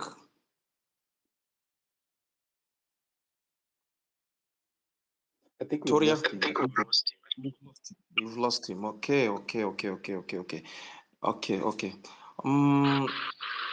wanted to hear from Wanjira, and Wanjira, before just before you come in, because you're also an expert, and I know you've been working closely with Baraka. The question we're asking ourselves as a country is, you knew Bob, and you knew what Bob was doing. How is it possible for a Kenyan to disappear, and then after disappearing, a few noises are raised here and there? How do you hold the state accountable from your end? How do you hold the state accountable when the state comes out and says he's not on our records, he was not abducted or arrested by the police, when there are videos showing that when he was being arrested in the vehicles, the persons claimed that they were police? How do you approach this? How do we get this going forward in case Bob is normal? Kindly answer that. Yeah, Ras. Hi again. Thank you for the opportunity to address, the space. I want to give you two answers: the formal approach in law that we're taught in law school, and the reality that is the Kenyan situation. Formally, the formal procedure is, as long as Bob was taken into custody by Kenyan police or people claiming to be Kenyan police, the government is responsible not just for his life, but also the fact that he is possibly dead or he cannot be arraigned in court. Either, there is no death report of Bob Njagi and the Longton brothers, and there is no living, breathing Bob Njagi, then the state is responsible. Not just that, even if they fail to conduct investigations into what happened to Bob Njagi, the state is still liable. So they're liable for their actions and their inactions. And how do you bring them to account? We have talked here, lawyers have talked here many times. We've spoken about holding police officers individually responsible. So if we knew, for example, the officers that took Bob Njagi, they cannot hide behind the Inspector General, they cannot hide behind the Ministry of Defense, they cannot hide behind Interior, they cannot hide behind whoever gave them orders. They are individually responsible. Then there's also private prosecutions that see that if I do not feel that the state has the willingness to prosecute this matter, I can apply to court for me to personally prosecute this matter the way the office of the DPP would. That is the formalistic approach to this. And those that were here maybe yesterday or the day before yesterday, there was a heated debate between Wakili Ndegwa and the gentleman that was here earlier, Liston Bahati. Because the question Liston Bahati was asking was, okay, so all these police officers, for instance, come from different police stations. They do not have their formal wear that has their badges or their names or a way to identify them. So how do you know who to arrest? How do you know who to bring to account? And that is a good question, because that's the practical difficulty of enforcing some of this, because there's law in theory and law in practice. In theory, we should know who, according to their badge number, according to their name, according to the police station, we should know who to go after. But in reality, like Liston properly pointed out, they come from all kinds of police stations in the other jungle green outfit that does not have badges, that does not have anything. And the truth is, the police officers are also showing up at these protests or in some of these arrests with their faces covered. So you do not know who, you cannot even be able to identify them in broad daylight, even if they were sitting next to you. So that is one practical difficulty of this. The other practical difficulty is, and now this is the even tougher part, is, for example, there has been orders now to arrest and imprison Masengeli, but it is career suicide for any police officer because literally everyone else is, you know, Masengeli is in fact their superior. So it's, I don't know whether you've heard the story of mice that were debating which one of us mice is going to put the bell on the cat, right? So which one of any one of these police officers is going to go and arrest Masengeli and take him to whatever prison that the court has ordered. That is a practical difficulty of enforcing some of these issues. And I think that you people, I guess citizens in general, non-lawyers that is, are asking themselves the same questions we lawyers are asking. Because the point now, the practical situation in Kenya is that Kenyan police are behaving, are acting, you know, within the gray of the law. I would even go as far as saying within the dark parts of the law, which is completely outside the realm of the law. Because Liston Bahati, I don't know what police station he was taken to. He's not recorded there. There's no records of him ever being booked there. So it's difficult to even follow up to where he was taken. If you've watched the clip of how he was taken, there's people in the background saying these are police officers from Uganda. And if you know about what happened on Nane Nane, you have had allegations that police officers from other jurisdictions were here in Kenya, and not just on Nane Nane, but even before that. So it is difficult to know who to hold to account. Now that is the practical difficulty that we're also facing. Who do we arrest, right?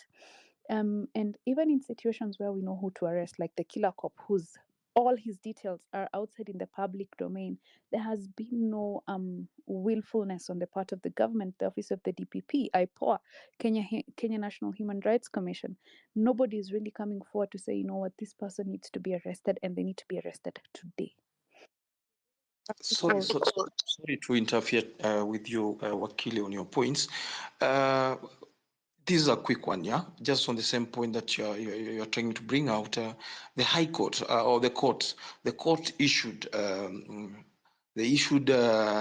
ruling that these policemen, whenever they are on the street or wherever they are, or they are going to for arrest, they need to be in uniform. They need to be their numbers need to be displayed. We are not seeing this. We are not seeing this.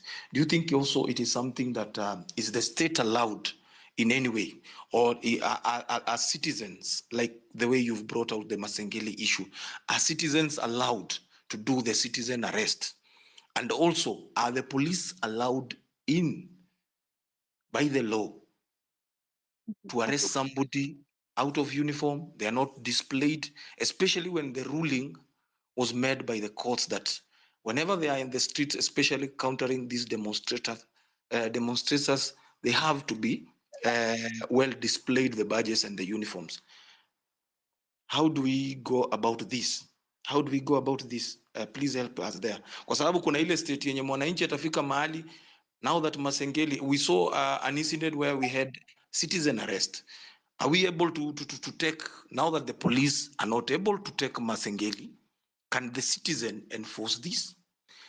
On the other side also, I'm asking the ruling by the court that they need to display their badges whenever they want to enforce any arrest.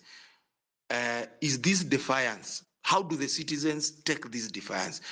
Do citizens refuse to be arrested? How do we navigate on this? Kindly help us. Okay, good questions. Let me start with the first one about Masengeli, citizens' arrests and all that. Now, from the top of my head, I cannot remember what article it is in the Constitution, but ideally the protection and upholding of the Constitution is binding all citizens, and get this at So as an individual, as a member of a corporation, as a member of parliament, as a member of whatever, the obligation to uphold the constitution is on each and every one of us, whether we work for the government or not, whether we're police officers or not. So in practical, what the practical applicability of this is, yes, citizens should be able, now that police officers do not want to do it, citizens should be able, right, to take Masengeli and make sure that he reports either to court, because I think he has been given a grace period until Monday, right? Before he's arrested. So citizens should be able to enforce these orders, because these are orders that come from a court which practices or which has powers that have been donated to them by the citizenry. The Constitution only acknowledges that power. The Constitution does not give the High Court the powers. The powers come from the citizens. So ideally, yes, we should be able to. However, think about the practical implications of it, because then I want us to have that sort of dual way of seeing things, which is formalistically, yes, we should. Practically, how would that go? If today you tried to even walk near the car of Masengeli, what do you think would happen to you, right?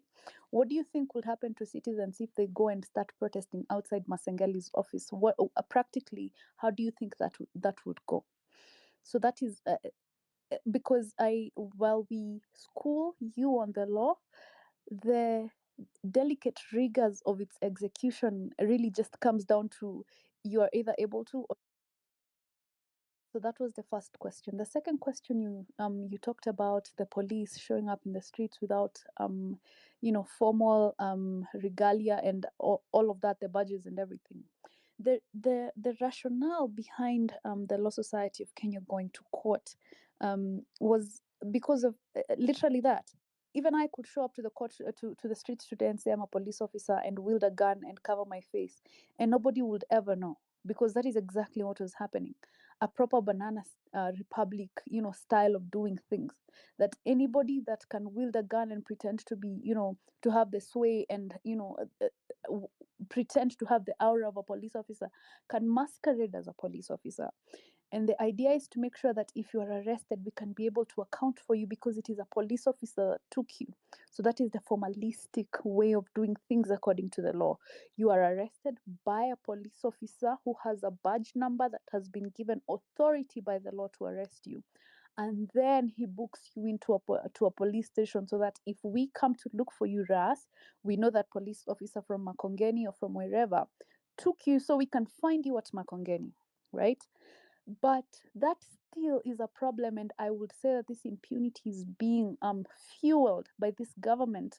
Because today I saw, did I see the president shake hands with Masengeli? Did I see Masengeli walking side to side with the incoming IG? A convicted man, right? A criminal, so to say, right? Walking side by side with the IG, shaking hands with the president, and none of them thought to bat an eyelid and say, you know what, on this auspicious day, we'd like to issue a statement on Jamil Longton and his brother and Bob Njagi. So you can see that this impunity starts from the very top. And the Japanese have a saying, and I think I've said this in different spaces, that there are no bad armies, just bad generals. And fish generally starts to rot from the head. So the rot in this country is starting from the very, very top. So while citizens will do what they can, I would say that the impunity starts with the office of the president coming down that way. Thank you. And I would want you to stick around so that you and Baraka, some of these answers can be very helpful to Kenyans who are really yearning and for change. But I would want to give other Kenyans a chance also to speak on the topic, because so many are hurt. Today we are receiving news. We are not, let me put it, unverified, but reliable sources indicate Bob Njagi might have been taken out. So it's a wait and see situation, but from very reliable sources, Bob Njagi might not be with us. And I know some of you are waiting for a moment to react on this, as also you ponder on what the two Wakilis have said. On the mic, I would want to take I would want first to welcome my co-host Binti. Binti, thank you for coming around. You're always so helpful. I think. Thank you to see. And let me give you an opportunity to say something, especially you new Njagi. I want to give you an opportunity to react. Thank you very much, Ras. I'm just getting myself situated and settled down. So sorry if I don't speak for too long, just as of now, but I'll come back. But I just want to say that we're living in a very sad state right now. Yani, everywhere you turn around, there's just things that are happening, and it's so disheartening. And we've got to do something about it. You know, we can't just sit here and talk and do nothing about it. So just give me a second to get settled down, and then I'll be back. But thank you for having me. Thank you, KOT, and thank you for holding it down. I saw Toria was here as well, and to, of course, all our speakers and listeners. So yes, I shall be back. Thank you. That is Tori. That is Binti. Binti will be taking you through the next session, especially the diaspora section segment. Huku kwetu tunaelekea kulala, hatutaki kuweka mawakili hapa sana kwa sababu najua kesho watu wako kazini. But before that, I don't want people to disappear. There's a lot that we really need to hear. And if you have a question, if you want to pass your message to the family, remember Bob Njagi, wife. Unfortunately, let me believe that we will receive good news tomorrow. But from our sources on our end, it's not good news. So prepare for anything. Bob Njagi wife gave birth. I don't even think a week is over, or it is exactly a week. You can I want you to imagine and digest that. Bob left, was abducted 2 days after, I think the wife gave birth. Na huyo mama unaweza imagine mahali penye yako. No sleep. Your husband is abducted, no word. Sorry. The state has not told her anything. Here is a child, here is a baby. Hajui, hajamuona baba yake. Who will ask these questions? And for that reason, I would want to give the mic to Otero. Otero, I want to believe that this time round your mic is on. You can hear me, confirm? Otero? Otero is a... Otero, can you hear us? Otero, can you hear us? I don't think you can. Okay, Binti, go to somebody else. The real Joe, I can see your hand is up. Would you like to go next? Yeah, sure. Actually, I just want to ask a question. I want to ask Wanjira a question. Yeah, go ahead. Of course, go ahead. Okay. I'm very disturbed, Wanjira, because the law, I believe the law society is all about upholding the rule of law. And at this point in time, we are seeing no law in our being applied in our country. Is it right, or is it just me trying to overthink? Is it right for me to ask the Law Society of Kenya to down their tools and stop even representing some of these felons like Masengeli? Masengeli as a lawyer, Dunstan Omari, who even tried to appeal the case. I know you are going to try and tell me they need to be heard and things like that, but is it right because this is right now a patriotic movement. We've seen everything that is happening. Even the new IG coming in today is coming into a police force that is tainted. We saw what happened to Madenge. He was being treated in an unfair way. Even if you read the Police Act, you understand the police, you know about the Police Act. Part 3 of the Police Act requires that the police cannot mishandle. They should not, a police officer shall not subject any person to torture. And they do that. Is it right for me to think that the lawyers need to down their tools? Doctors do down their tools, teachers down their tools. Can lawyers do that and stop representing these people in our courts? Let us give some dignity to our courts for once. as part of patriotism. Is it right for me to think that way, Wanjira? Joe, that's an interesting question. First of all, let me start by saying this, that my views do not necessarily represent those of the Law Society. So let me just start there. So this is my personal opinions, not necessarily those of the Law Society. I want to point out, I think that will be three things. Number one, in our training as advocates, there's something called the Cabranc rule. The Cabranc rule here being that we cannot turn down if someone comes seeking legal advice or legal representation from us, we are not necessarily allowed to turn them down. We are actually taught this, that we do not have the privilege to say yes or no, unless there's something very contradictory between the instructions you're being given and your conscience. But generally, no. Number one, and that's number one. Number two, the right to legal representation, according to Article 49 and 50 of our Constitution, which is part of a larger, the right to a fair hearing, is actually an absolute right. So Masengeli, terrible as he may be, right, in our opinion, has the right to legal representation. It is an absolute right. That right cannot be limited. So yeah, he may seem as the monstrous person behind everything that has happened to Bob Njagi and others, but he does deserve legal representation. And you are right, it is exactly what I'm going to tell you. He does deserve legal representation. Number three, do I understand where you're coming from? Yes, that do lawyers sometimes need to balance between what is the national moment and who is this I'm representing and what do they stand for, and therefore as part of my national and patriotic duty I should not represent them. I can see what you're saying. However, I cannot speak for the person representing Gilbert Masengeli, but I do see where you're coming from, and you're right to think that way.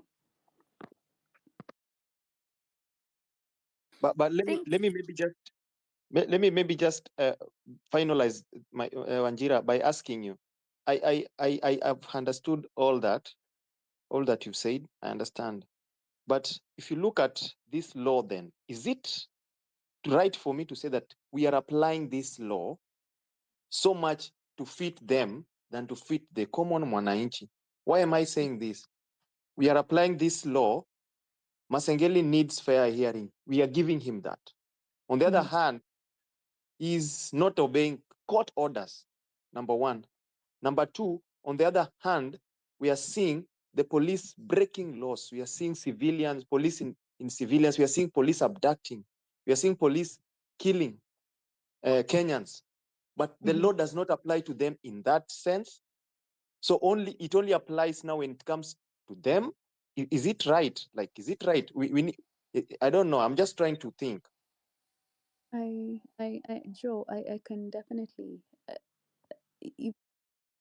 sometimes I also rationalize these things. I put the law part of me on as a citizen, because I also don't come from the elite part of the elite, the 1%ers part of this country. So everything happening to Bob Longton could happen to me. Everything happening to Bob Njagi could happen to me. Everything that has happened to literally any protester ever in this country could happen to me, whether I'm an advocate or not, because I do not belong to the elite part of the group. So I can see the unfairness in he gets to break the law and get away with it, but also get legal protection, right? Like the law is sort of playing fast and loose as far as certain people are concerned. That is what you're trying to tell me, right, Joe? So I can see that, like, I can see the inequality, and unfortunately this movement exists to ensure that those fast and loose in and out, it applies and then it doesn't apply, aspects of the law do not continue to happen. And that is why this movement exists. It is why Bob Njagi, we are here talking about Bob Njagi, because he dared to question aspects of the law that are unfair to the people that have given people like Masengeli power, because Masengeli's power does not come from he himself by virtue of being Masengeli. It is because he is in is that the executive part of yeah, I think he part of the executive, which exercises power donated to it by the citizenry. Yet he gets to break the law and get away with it, but also get legal protection when it suits him. I understand what you're talking about, and this is why we cannot relent on this movement. It is why me and Baraka are here. It is why you are here. It is why Bob Njagi was here with us. It is why the Longton brothers and others who have gone before us were part of this movement, to make sure that you don't get to benefit when it benefits you, but you don't get to eat your cake and also have it at the same time. So I can see what you're saying, and it is definitely regrettable and unfortunate and unfair. Um, but this is why this movement exists. If you do not take anything away from what I say tonight, just know that this movement exists to wipe away those kinds of, all animals are equal, but others are more equal than others aspects of the law. Binti. Okay, Binti. Thank you. Oh, sorry. I think the mic. I was stupid. My mic muted. Thank you very much. I can hear an echo from someone. Oh, thank you. Thank you very much for those questions, the real Joe, because I feel like it's something that we all think that why is it fair for us to follow rules or like abide them in one way in comparison to somebody else. And thank you very much, Ranjira, for that. If you look at the Constitution, Part 2, Rights and Fundamental Freedoms, and you go to number 50, is it 50? Yes, so I think it was 50. It says that everybody has a right to a fair hearing, and this means that regardless of what it is, that like we can't expect to carry out the Constitution, but then also not include others from that Constitution. If you just look at number 49, just go read it. It's the right of an arrested person. They have the right to communicate with an advocate. So I'm not a lawyer, by the way, but Barack, I'm going to come to you next so you can explain to that a little bit more. But I would say that the Kenya I would like to see is a Kenya where everybody is afforded all those freedoms and rights. And that means that we can't disinclude even these rogue cops. It's a very controversial and scary thing to say out loud, but they're inhumane, but they're still human and they're still protected under our law. Baraka, hi.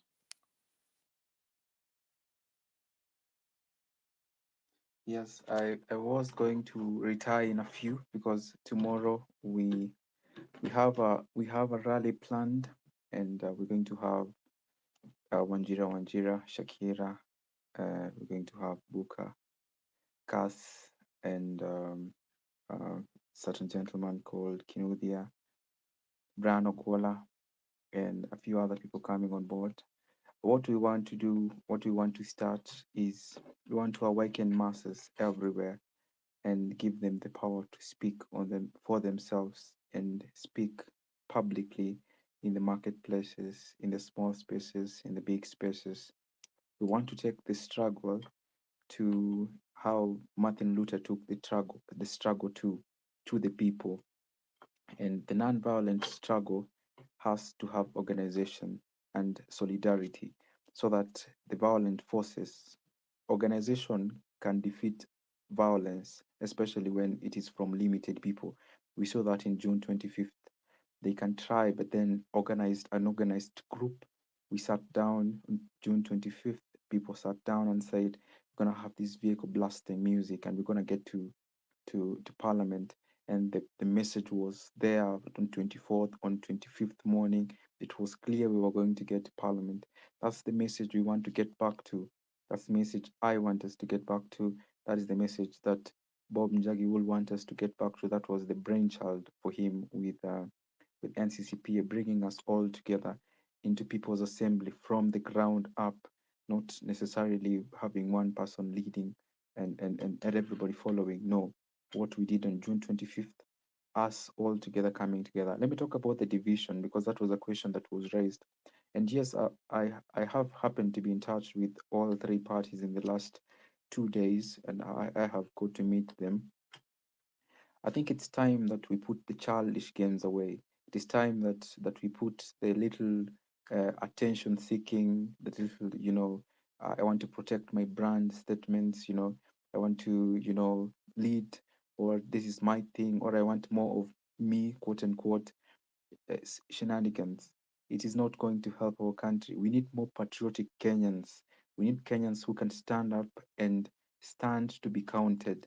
We do not need a situation where we want to fall back to uh, looking for a Messiah, and looking for one person to save us, because not one person can save us. All Kenyans, we the people, will save us.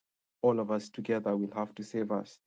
And if we're not awakened enough and we rely on one person, then our hopes die with that person if they go rogue. As we have had the tendency to trust, Kasmil is my friend. We hang out together every single day, I think.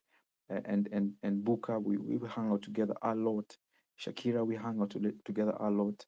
And so many of these faces, we've had opportunity to work together in an office for quite an extended period of time, and also out in the open, meeting people in markets, meeting people in social justice centers, and meeting people elsewhere. And one thing I can tell you, that all of us are struggling. Even the faces you see here on X, all of us are struggling. We do not have vehicles. We have to use public transportation to get to places, to talk to people. We have to use bikes. I think Marvin can attest to that. But we have given ourselves to the cause.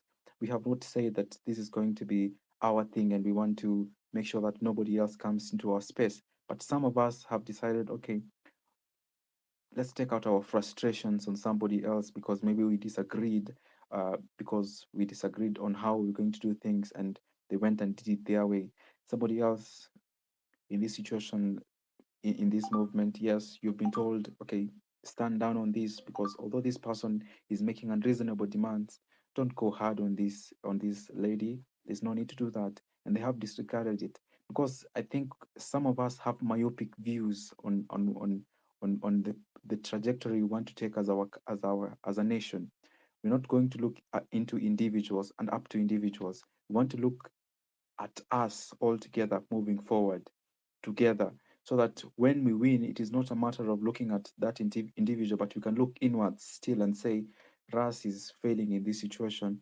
Let's kick this guy out. Let's recall this guy out. It's not a matter of Ras is like Raila, and we follow him blindly, whether he says go left, go right, we go right, or we say lie down, we lie down. No, we want the people to be the voice that changes things. So to, to, to just put it in summary, let's bury self and take up the collective ness that is going to change our country. I want to work together with KOT. I've worked together with him. I've met him. I want to work with Morara. I want to work with Tarus. I know people are talking about, I was out and about, and somebody called me from China, and he was like, I was going to support this lady to become, if whatever position she was going to run for, if she had political ambition. And now I'm starting to have second thoughts, and I was like, no, don't have second thoughts. Talk to her, bring her back to the fold, because we have to fight this together. We have skirmishes here and there, but that happens even when people are out at war. But when we go out to fight, we put those differences aside, because if we are fighting against an enemy and then we start poking each other on the side, and it's gonna derail our movement. It's not gonna work for us. So let us move together, uh, understanding our weaknesses and our strength. If somebody goes wrong, let's correct this person. If they come back to the fold, let's move together. There are things which we cannot forgive, like betrayal. We cannot forgive that, because then it means a situation where we are enablers. So yeah, let's move together. Uh, for anybody who is going to be in Nairobi tomorrow, I'm not going to say where we are, because I wouldn't want the cops to sort of get ahead of us. But we're gonna do a surprise rally and try to talk as much as possible about Bob Njagi. I'm not going to be speaking, but I am organizing, uh, and we will be there. We will speak, and our voices will be heard. We'll keep doing that through the next week, and hopefully we can have as many convoys in other places, because that's what we are working on. We don't want to have just one person doing this. We want every county to be having rallies. We want things to move to a standstill. And by October 20th, when we'll be celebrating our Shujaz, we'll have huge events in each county so that we can celebrate the Shujaz. And it can be a moment where we reignite the flame that was on June 25th. I think that is my dream for the moment. And I believe that I will see this dream uh, soonest, where all Kenyans across the country, in each county, in each ward, will come together and we will stand together. We'll say we will recall these MPs. We'll stand against the tyranny. We'll not allow it to continue. We'll bring aboard our parents. We'll bring aboard our siblings. We'll bring aboard everybody, and our voices will be heard. That's all for me from tonight. For tonight, God bless you. Keep the struggle. Aluta continua. Thank you. Thank you very much, Baraka. So everybody you heard, keep an eye out, keep your ears peeled. Oh, is it ears? No, your eyes peeled and your ears open. Just pop up. Binti? Yes, Ghost, sorry. Yes, how are you? So, how Hi, are you? I'm good, thank you. Just give me 1 second, please.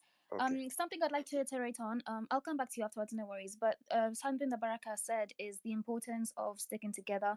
There was some magic about 25th of June where I felt like the whole country was just moving as one, and that magic has got to return. I don't think it's fully gone yet, but we need to stop these side hustles that we're doing, fighting each other, and truly remember our purpose, our fallen soldiers. Let's keep the conversation about Mr. Njagi going, because we need to find out exactly what's happening there. So guys, let's stay united. Ghost, I'll come to you next, and I'll go to one of our earlier speakers. Mike, I'll come to you after Ghost. So Ghost, hi. So, I'm very fine, Binti. So, I'm Ghost from Karatina, somewhere called Madeira, and I'm still a student at Kenyatta University. So, the heat up that you saw lastly from Karatina, we were igniting it with several guys who I know they are here with us, like Moha, the likes of Moha, Wanjera, and still continuing. And that's why Kebaso, when he came to Karatina, there was much appreciation from the ground. So I was abducted also, and I want to stick about Njagis. So when he was abducted, and in that matatu, you can hear people saying, "No, that is an activist," and they are doing nothing. The same thing happened. Like, no one took a video of me being abducted, and they took me on Thursday, and I was presented in court on Monday. So I want to say that it's a hell, because they were calling someone from the top, asking, where do you want us to take this guy? And if not for the hit up that went here in X and other spaces, I don't know where. I think I would be in 6 feet deep. So actually, for Bob, let us stick to the course. That's the only thing I can say. Let us stick to the course. And I can see, I don't want to say Kaskazini, but Kasamuel, in a way, has failed us. And I want us to, if you have that thing inside you, I want each and every day when you say that we are going to the streets, I want that person in you is telling you to go to the streets. So another thing is that kuna mambo ingine bado ambayo inajitokeza, because sahi tuko kwa koti, and my case nitaenda court hearing on 24th of October, and you find like sahi bado sijajua, niliandikiwa a lot of 450 malicious damage of police vehicles and police assault, and hizo vitu zote I don't know where they came from. So I want us to join hands, even for each and every person ambaye ako na kesi kwa koti, because I was the last person, because they were searching for me, and they had already took 17 guys from my hood before they saw me. So I want us also, we help each other. So I'm not going to add anything, and I want to rest it at there. So Wanjera, hope you can have a check on that.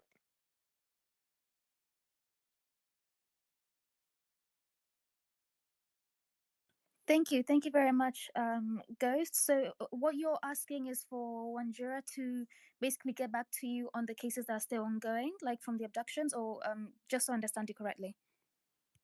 So for Wanjera is anaweza tuambia venye atatusaidia because we have a lot of cases which are pending in court kutokana na wale watu walikuwa abducted.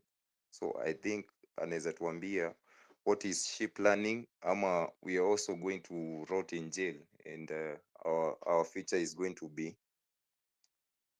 shut at this point.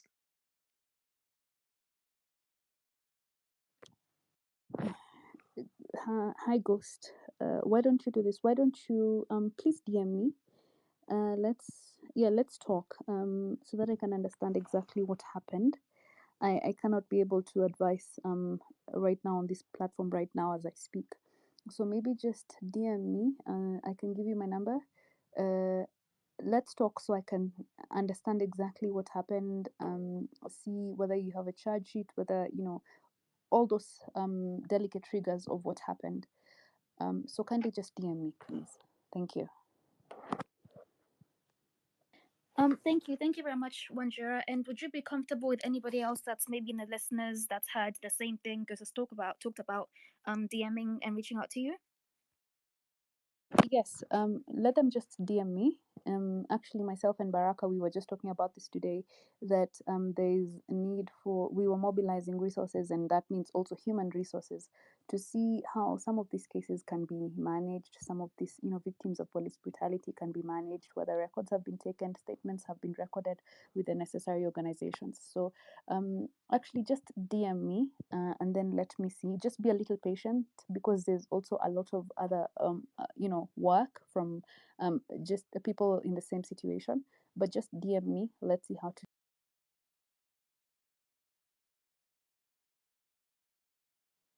Thank you very much, Wanjira. I think I lost you just at the end here, but you guys heard. Please DM Wanjira and be patient, because as you heard, there's a lot going on currently. But you are not forgotten. You are still a comrade, so please feel free. Thank you very much, Wanjira. I can see you opening your mic. Are you speaking, or it's just me that can't hear you? No, sorry. Sorry, someone is calling me.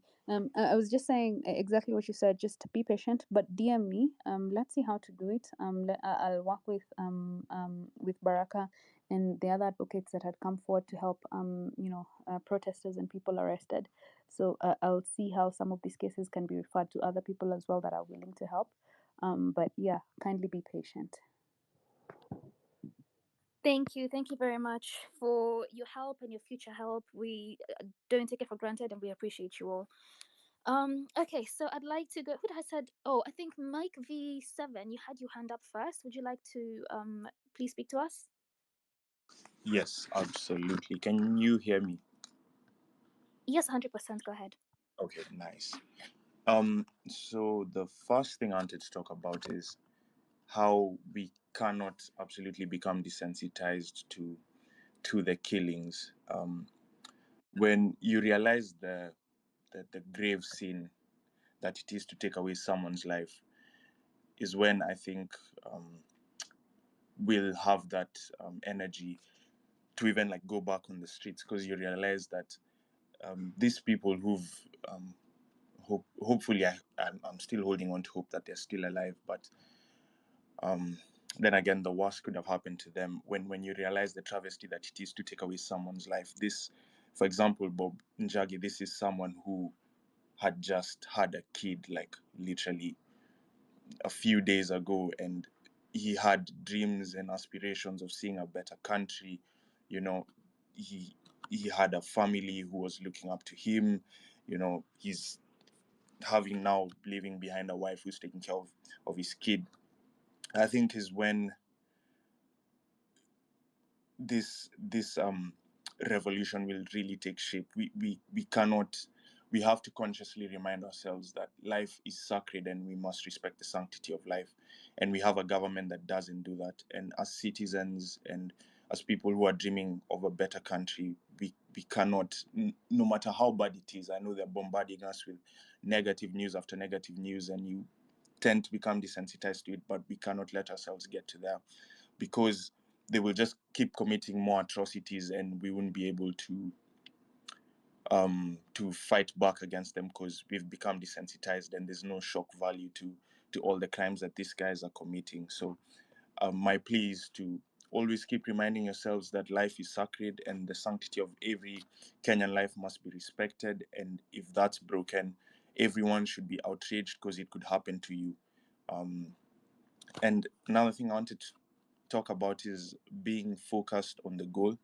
I've noticed when it comes to, especially when people are about to protest, sideshows pop up and we start bickering and fighting, and all this does is just please the political class who want us divided, because these guys have banded together to safeguard their interests, because they know if the citizenry is awake, these guys will be kicked out and they'll be made to answer for their crimes. So we need to remain focused and remain united. But one thing I'm sure of is that we're on the right side of history, and the voice of the people is the voice of God. And one thing I know is that God is a just God, and these guys will be made to pay. That I'm sure of. So they can be abusing their power now, but there'll come a time where we will hold them accountable and they'll pay for all the crimes they've committed. So I don't know when, but I'm sure that's going to happen. So I just want to encourage everyone to keep up the good fight and not to forget that the sanctity of life is great, and everyone is made in God's image, and that should be highly respected. So yeah, I really don't have much to say beyond that. So thank you, KOT, Binti, and Ras for giving me a chance to speak on this space. Yeah, Mike, you are 100% right. None of these problems we have, whether it's in Kenya, in the world, wherever, none of the problems we have as humans would exist if we really cared enough about each other. Like if we all understood the sanctity of life. You're right, these things would not be an issue. So, and until we have people in those positions of power that really value human life, things are not going to change. So let's look inwardly at ourselves. People that are vying for new leadership positions, please, if you know that you don't care about humans, don't, because we're going to end up in a cycle that just a horrible cycle. So please let's remember the importance of giving dignity to human life. And yeah, let's stay focused, let's stay on course, let's remember our purpose. Let's not allow to get ourselves to get distracted with any sideshows. Let's keep the goal going. Before I give to the next speaker, please support our brother Mavi Mabonga. I think you heard Wakili say that, people here find their own means to go and see people, to go and do their own protests. So please let's support him using the data line above 07104525543, and it should bring up Mavi Mabonga. Whether you want to buy data directly to him or send him, then he will be able to buy it. Then that's up to you. But let's support our brother. And Yolamo, I can see your hand is up, but would you mind if I just went to some of our previous speakers and I'll come back to you? I think Be Real was here before. Be Real, hi. Hi, Binti. Hi, QT. Hi, how are you? Guys, personally, I'm fine, but it's not all so well because I don't know where to start. Okay, what I'm reading is not really making sense as much as it is. This issue of one by one is, I mean,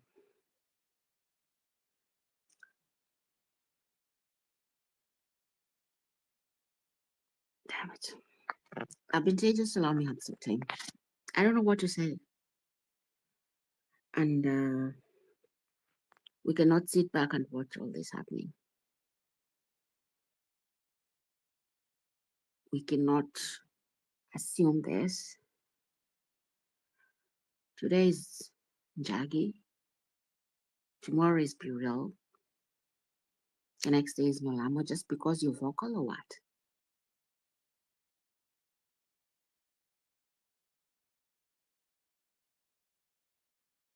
And it's not about leadership or something.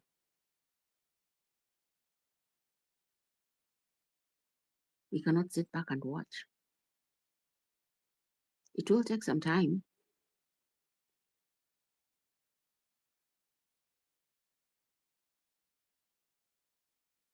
I'm a bit beaten by this. I was really hoping to read something different. Actually, I'm still very hopeful to like wake up to something else. I'm sorry I sound very emotional, but this is beaten me. Because you promise this and you do the other. So you want to come for one by one, each and every person, individually. So we have to walk watching our shadows or what?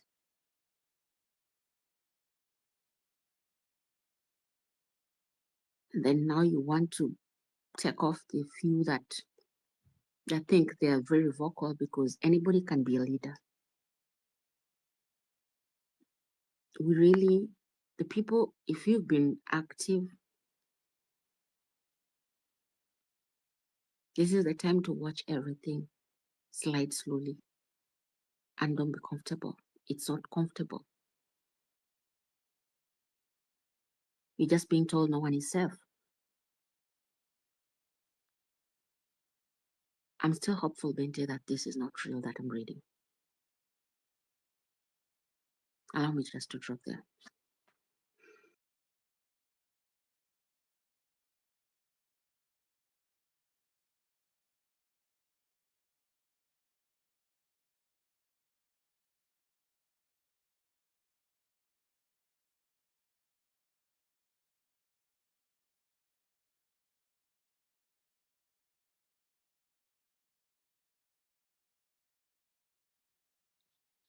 Are you still there?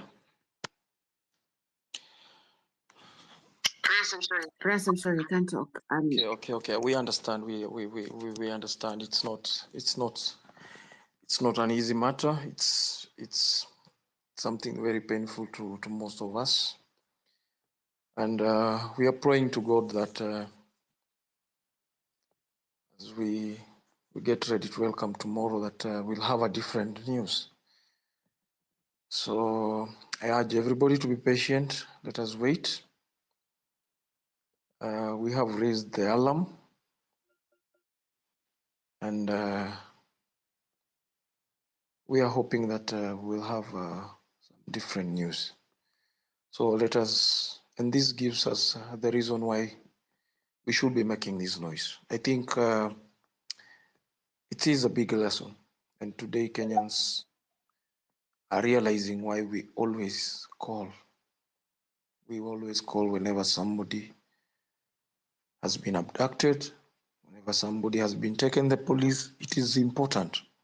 It is important when somebody is taken by the police. I just want to imagine, because when you go through that video, when Bob was being abducted, I want the people in that vehicle,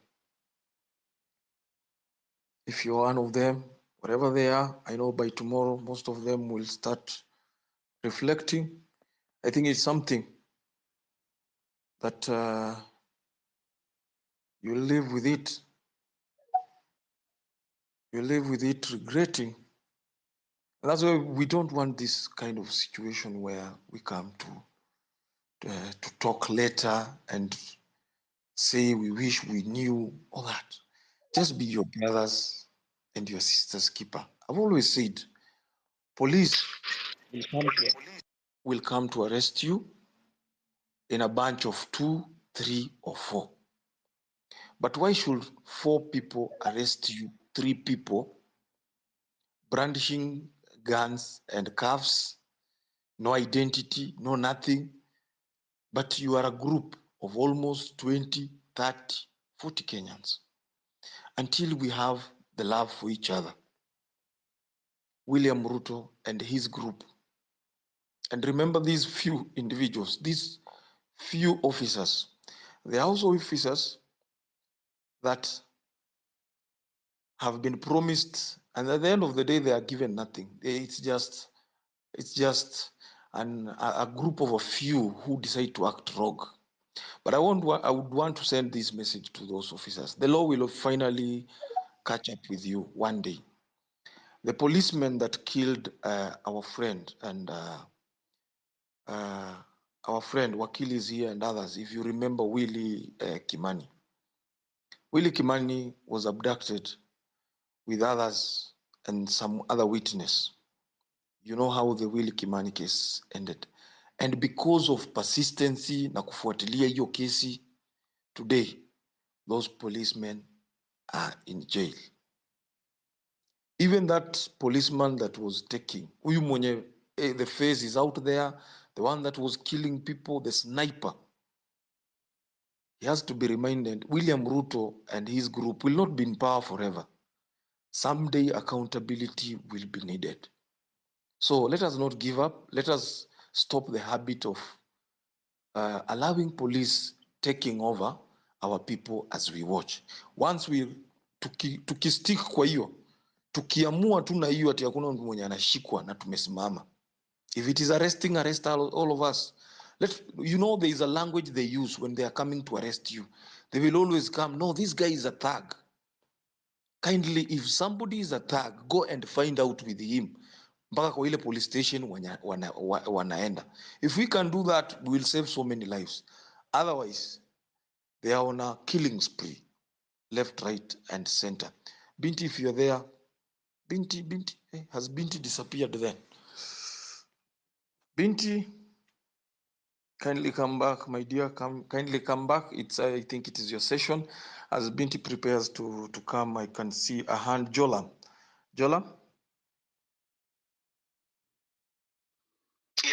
Yeah, this is Nyolamo. Not just Sorry, Nyolam. Take. no, that's fine. Look, first and foremost, man, my condolences to this stunning news that has just come up. About 3-4 days ago, I think we were talking on the same space here about strategy, and we highlighted the 60 names that are fallen. These 60 people are all young people. These 60 people are people who are, I would say, 30 years or less that are all fallen. This is the strength, the cornerstone of the country. Now, why do I say this? Ras, you mentioned a very, very pregnant point there, a point that we talked about the last time, a point we chose. I won't call it our weakness, but I would call it our negligence sometimes. 3 people cannot come and arrest 4 people, and the rest of the multitude are looking. Somebody can snatch a phone. I was going through the phone and I saw this MCA being accused of having stolen just one phone.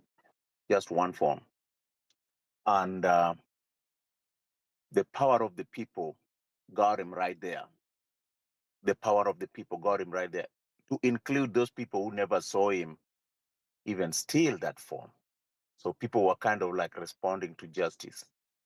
If only, I would say, if only and only we could deploy same force to protect and preserve the innocent here. Why do I call our people innocent? These are people that don't even have a knife in the pocket, just a pen knife, don't even have a razor blade in their pocket. And here we are abducting them and disappearing. And then when people are asked, they are just adamant. Adamant, why? Because they have known all Kenyans are weak. And why do they think we are weak? Because they managed to divide us. Now, bringing me back, I'm not an expert of law, but I can read and write. I can interpret law in a layman's language, but I cannot interpret it to that person who went and analyzed it, dissected it, and said, hey, this is my tool and I want to help others. I see a lady talked here who is, I think she's a lawyer, she's an advocate of the High Court, when I checked the profile. I'm asking you, is it possible in this country, you can interpret the law for us, is it possible in this country for just an advocate who has been certified as an advocate, even if he's not a practicing advocate of the High Court, but has been given the license to be a lawyer in this country? can such a person